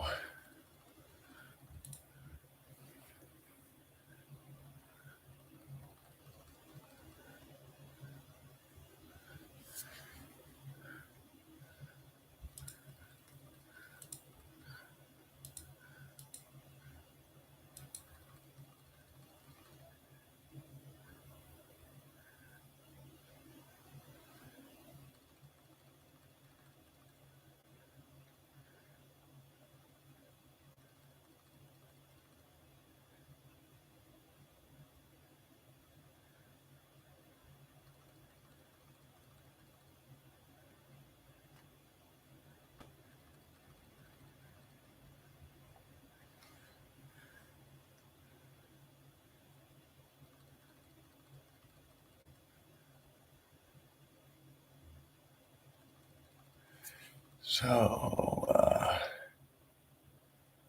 they yet to take the city here, which is the infrastructure hub in the north. There are only minor highways and connections all in this region. There's one highway between Kiev and like Kharkiv, but it goes fairly far south, and they haven't secured it far along south enough yet to hit that highway.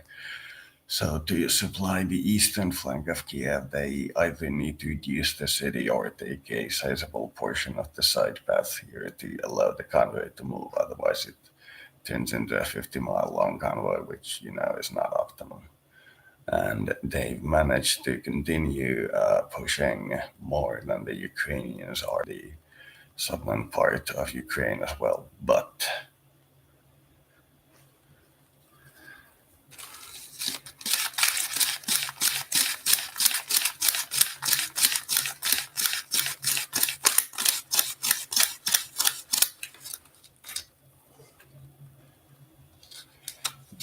as you can see, the ability for them to send a consistent signal has been, in my view, lost. Therefore, the city has fallen. It has not yet been occupied by anyone, including the enemy, but the city itself has fallen. And in my opinion, those two pockets have fallen, but there continues to be fighting all along the Russian-occupied territory. Of that, I am sure. And the path to Odessa is not yet fully open, but the Battle of Voronezh will probably be solved before the Battle of Kiev. The Battle of Kharkiv seems to be winding down. The battle might be over relatively soon based on this map and what I have heard, but a relative soon might be a week. Voronezh might be 2 weeks. Therefore, Kiev might most likely survive for 3 more weeks. I think they are using a strategy of holding Kiev while buying time in the east. They are also evidently focusing much on resisting the Russian ability to limit supply to the Odessa region, in my opinion. They're not so much interested in holding Kiev from the south because there is a great deal of what we'd call reservist activity in the region. Therefore, it is much harder to take. But Kiev being now for like the 10th day in the front line is much easier to take. But their successful defense of 10 days in an urban environment proves many theories.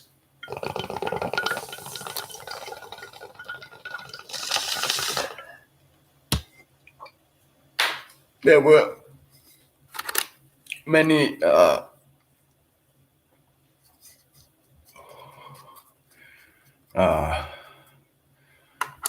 theories about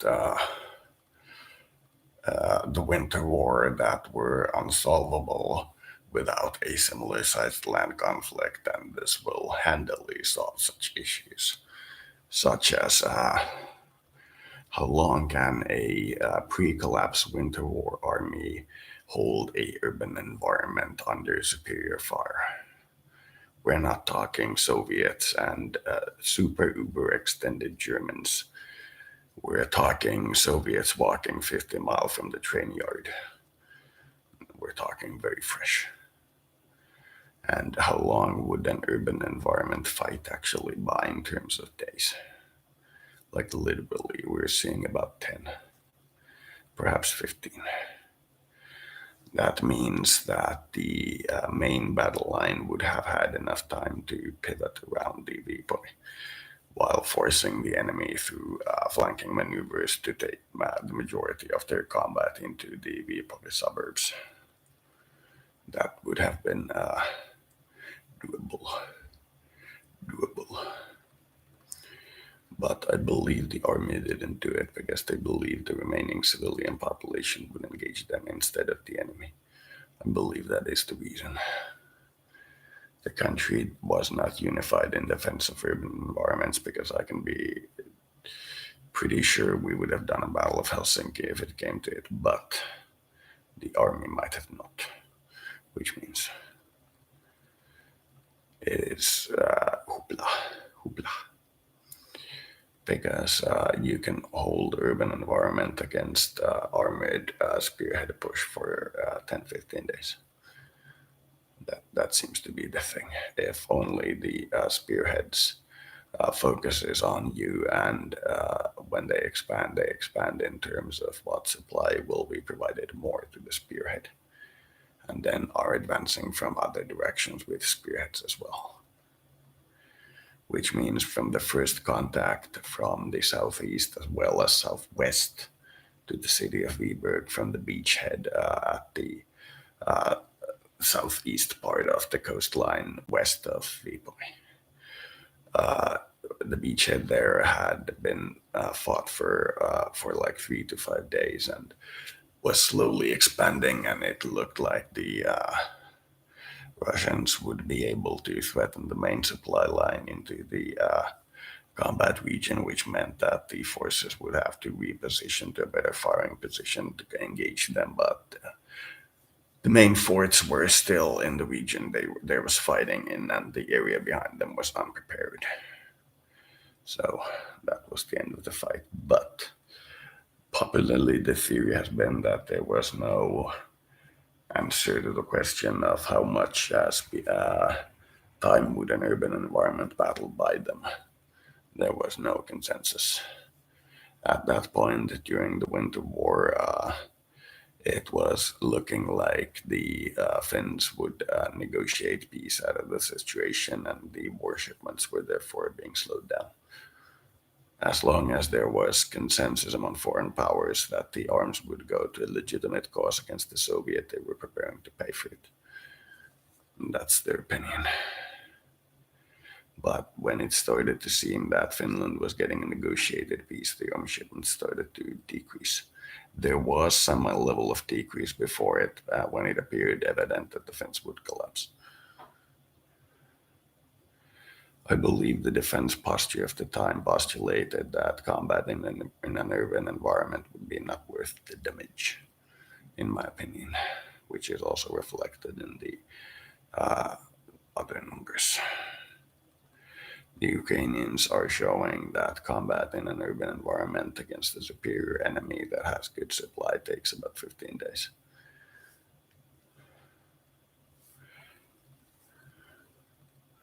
Roughly what it takes.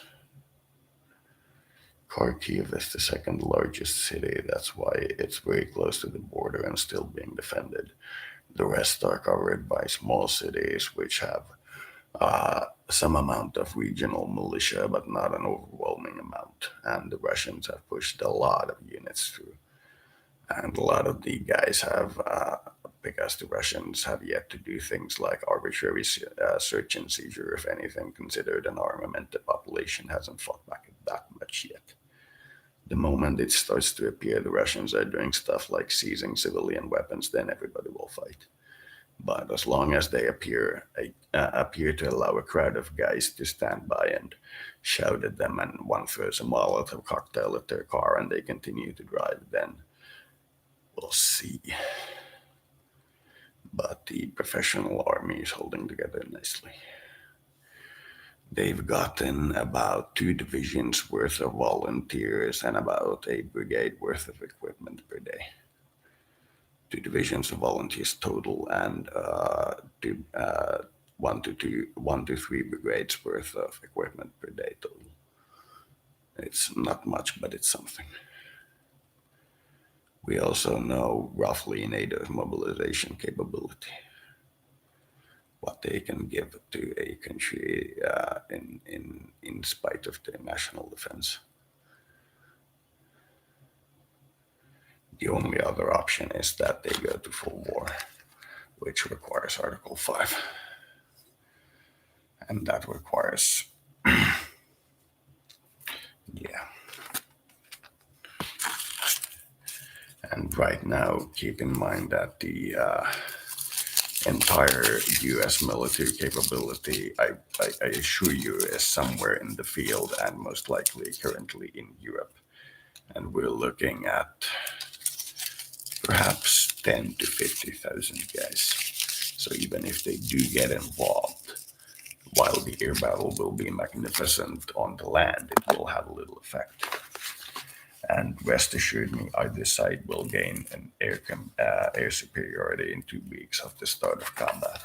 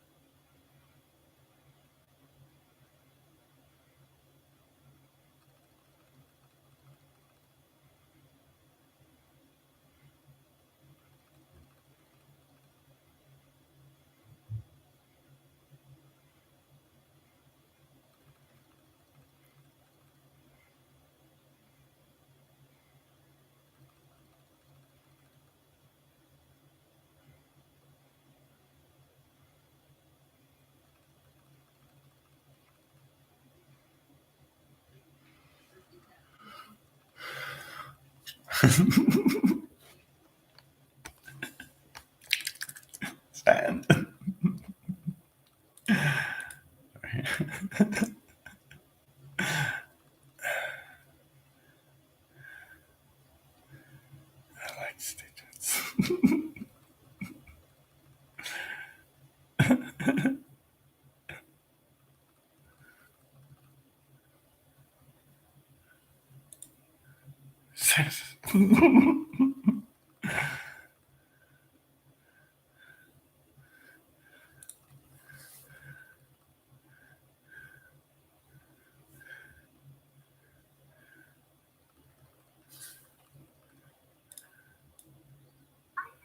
you gained far outweighs anything that might be lost. Ah, well, I'm not so impressed with this huge starship weapons that could no doubt destroy entire cities and military conquest is a way of life.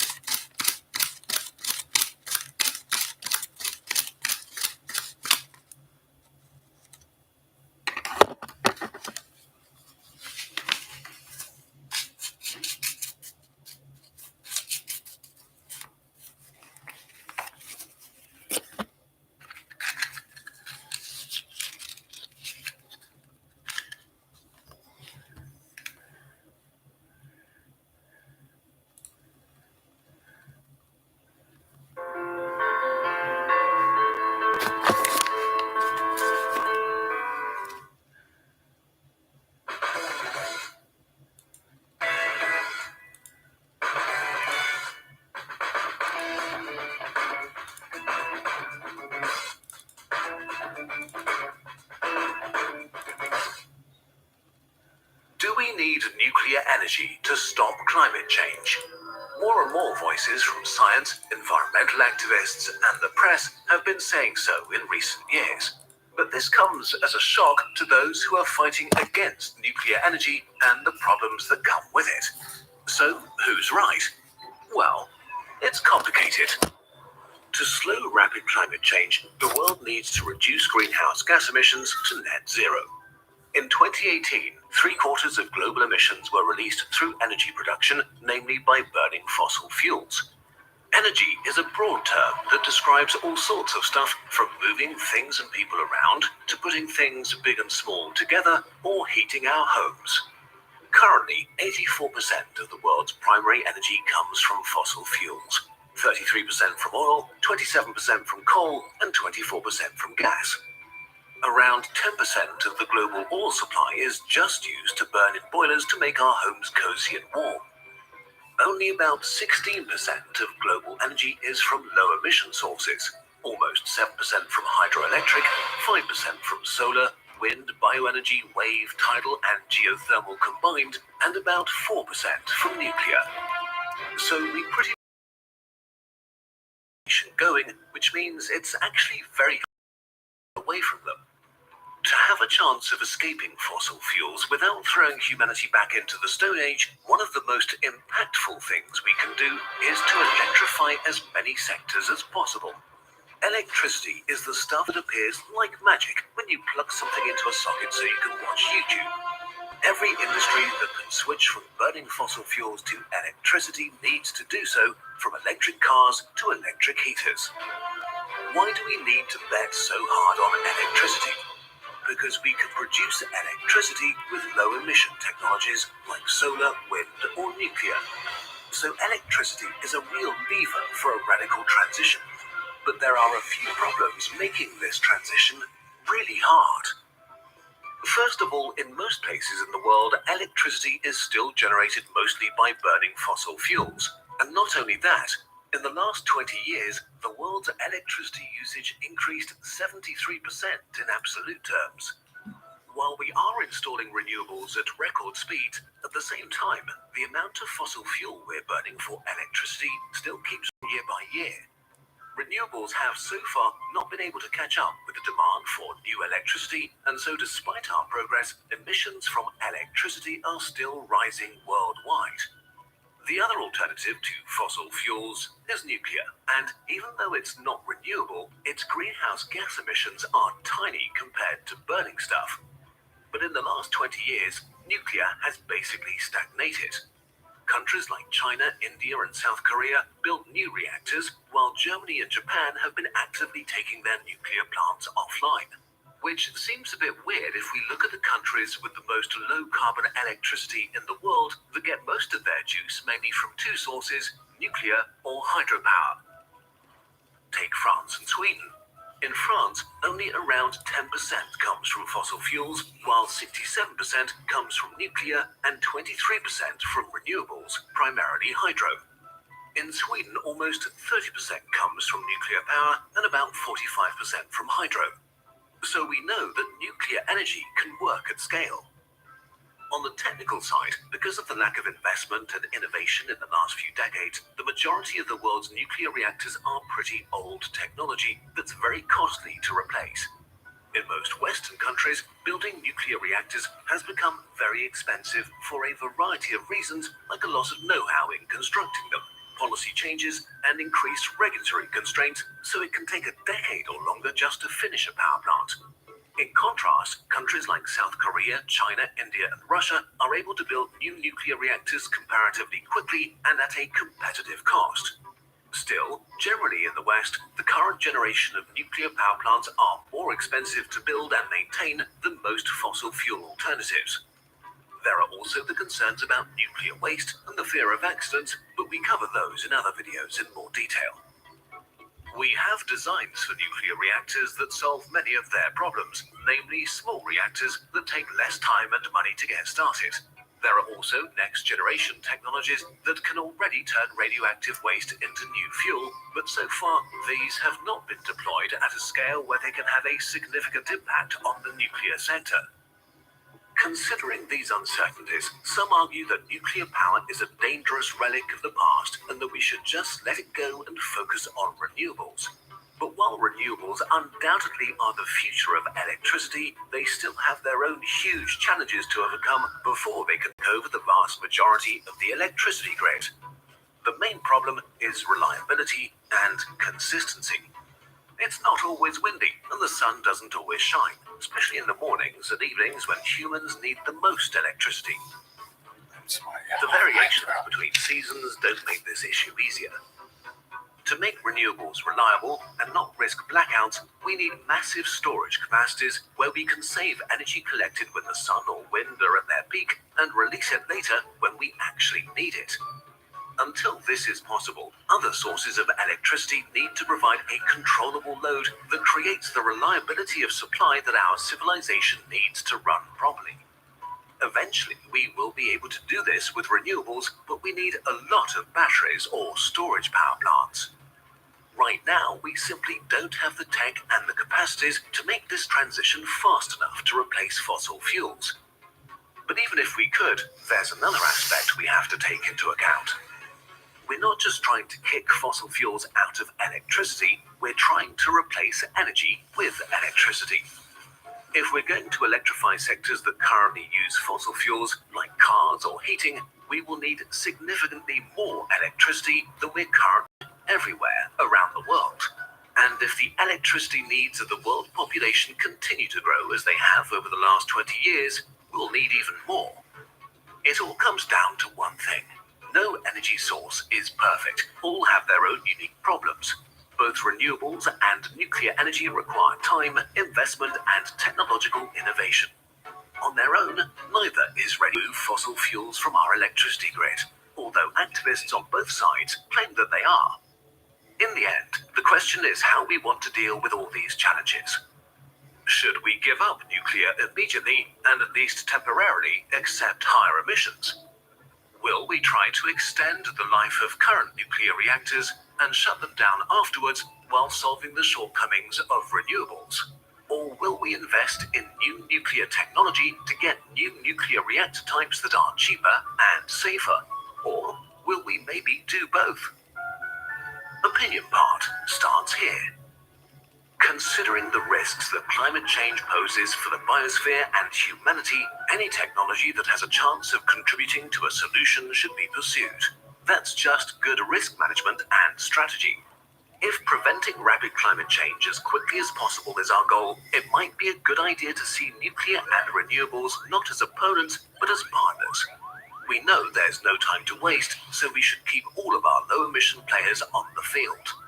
As things are, both nuclear and renewables need innovation and investment, but if we don't know yet which technology will be ready how quickly, why not just invest in both and see what happens?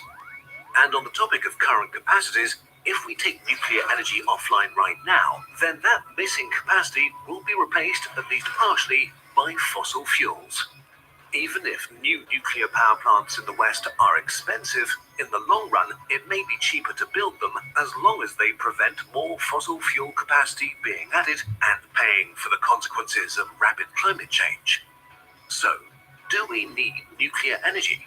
Well, it really depends how hard we choose to make things for ourselves.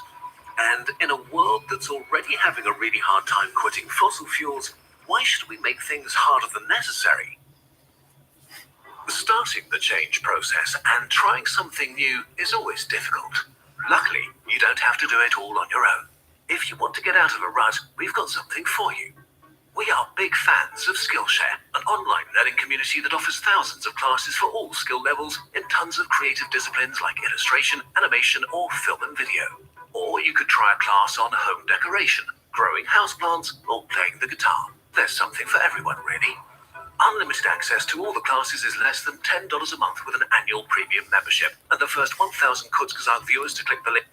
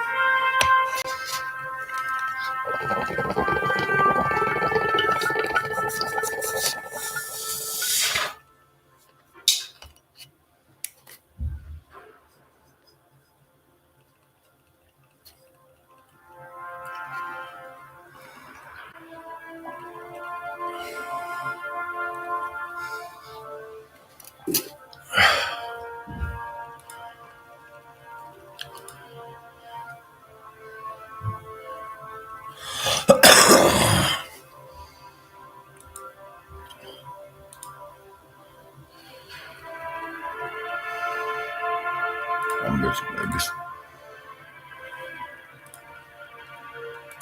It's like 700.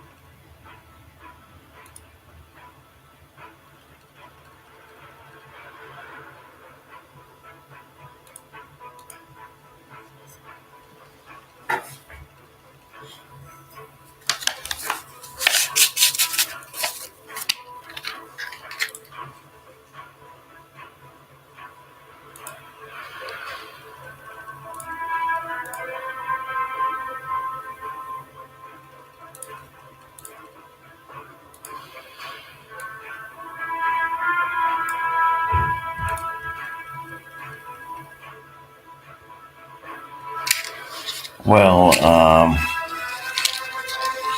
I mean, how about instead of assuming that your department needs to be armed,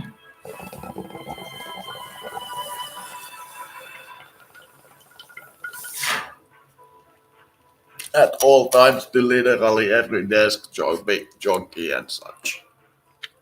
I think in terms of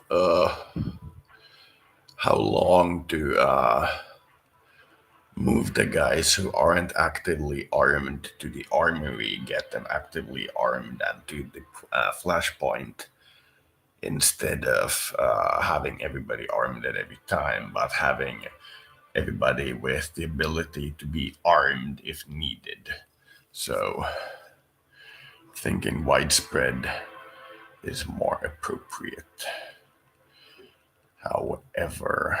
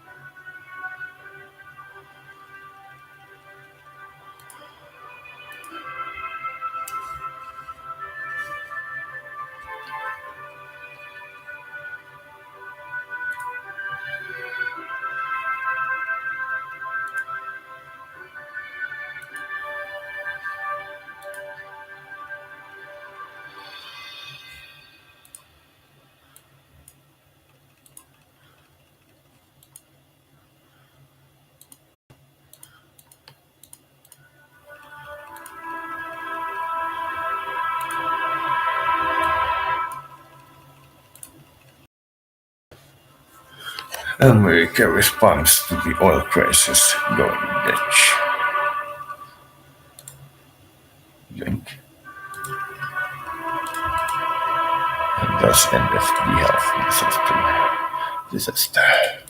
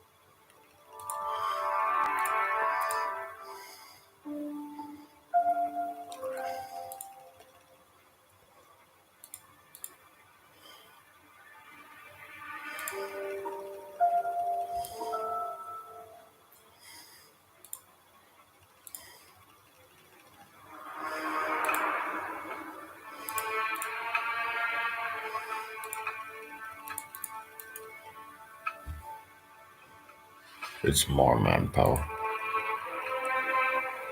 Yeah, we'll find you a job. We'll do something, it's the military. Can't promise you much. But we'll get you a job. Just you get your pronouns right. We were expecting a civil war in the LGBT, and the pronoun war seems to be about it. Retirement age of retirement too. There was Labor Day bank holiday, I think. There we go. No. So you communists, you don't get your symbol. Not in my economic crisis. It was here. Everybody gets to work whenever they want.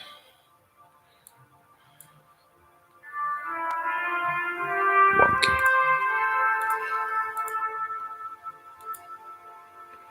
Also, cancel this motherfucker. We're not just printing money.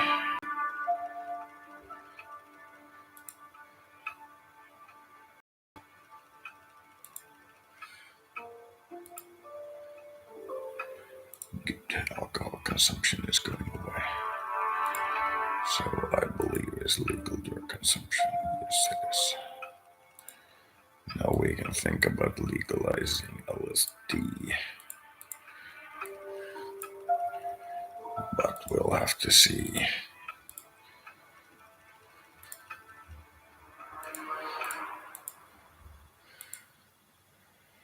But before that, I believe I will scrap the Drug Enforcement Agency.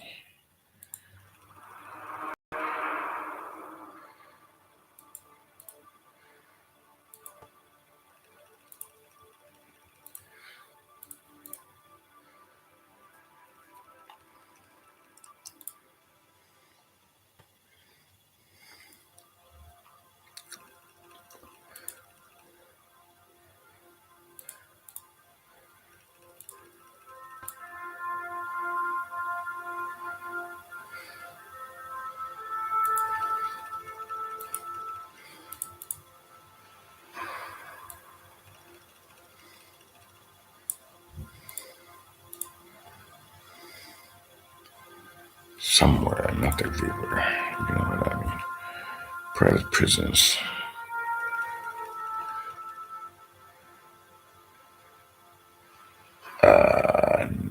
No, thank you.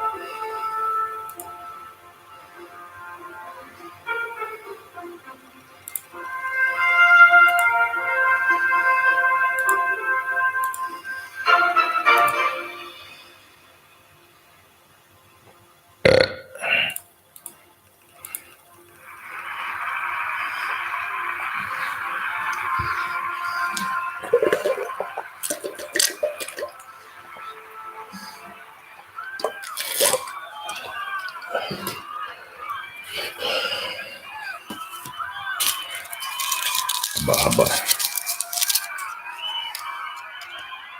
Okay. That's a pretty Nazi speech, if I do say so myself. Since expecting you to be tried by us, it would be fair to do this. To provide you with, always and in all possible conditions of things, the best defense journey available in the world, state, whatever. But as we cannot do that,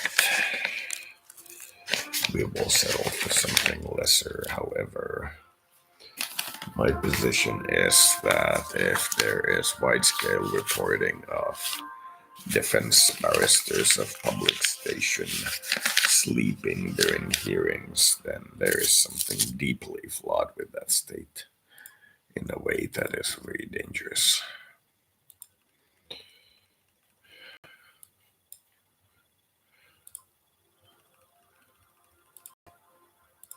Minimum.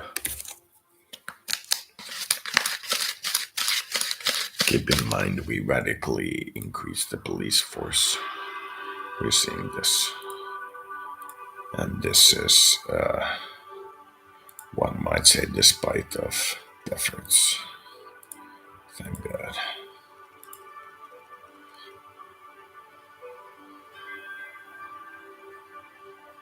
En vietiä examinemasta tavallaan mainittan. No joo, ihan hyvät luvut.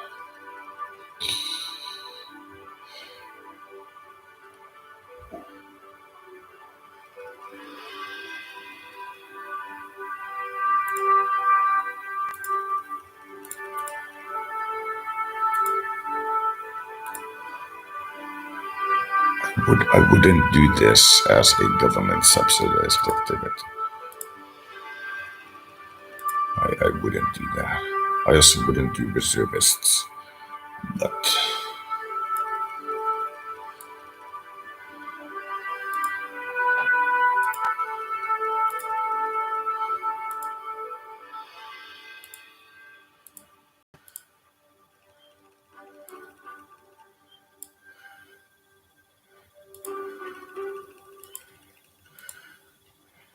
Let's wait until we get to the transitioning discussion.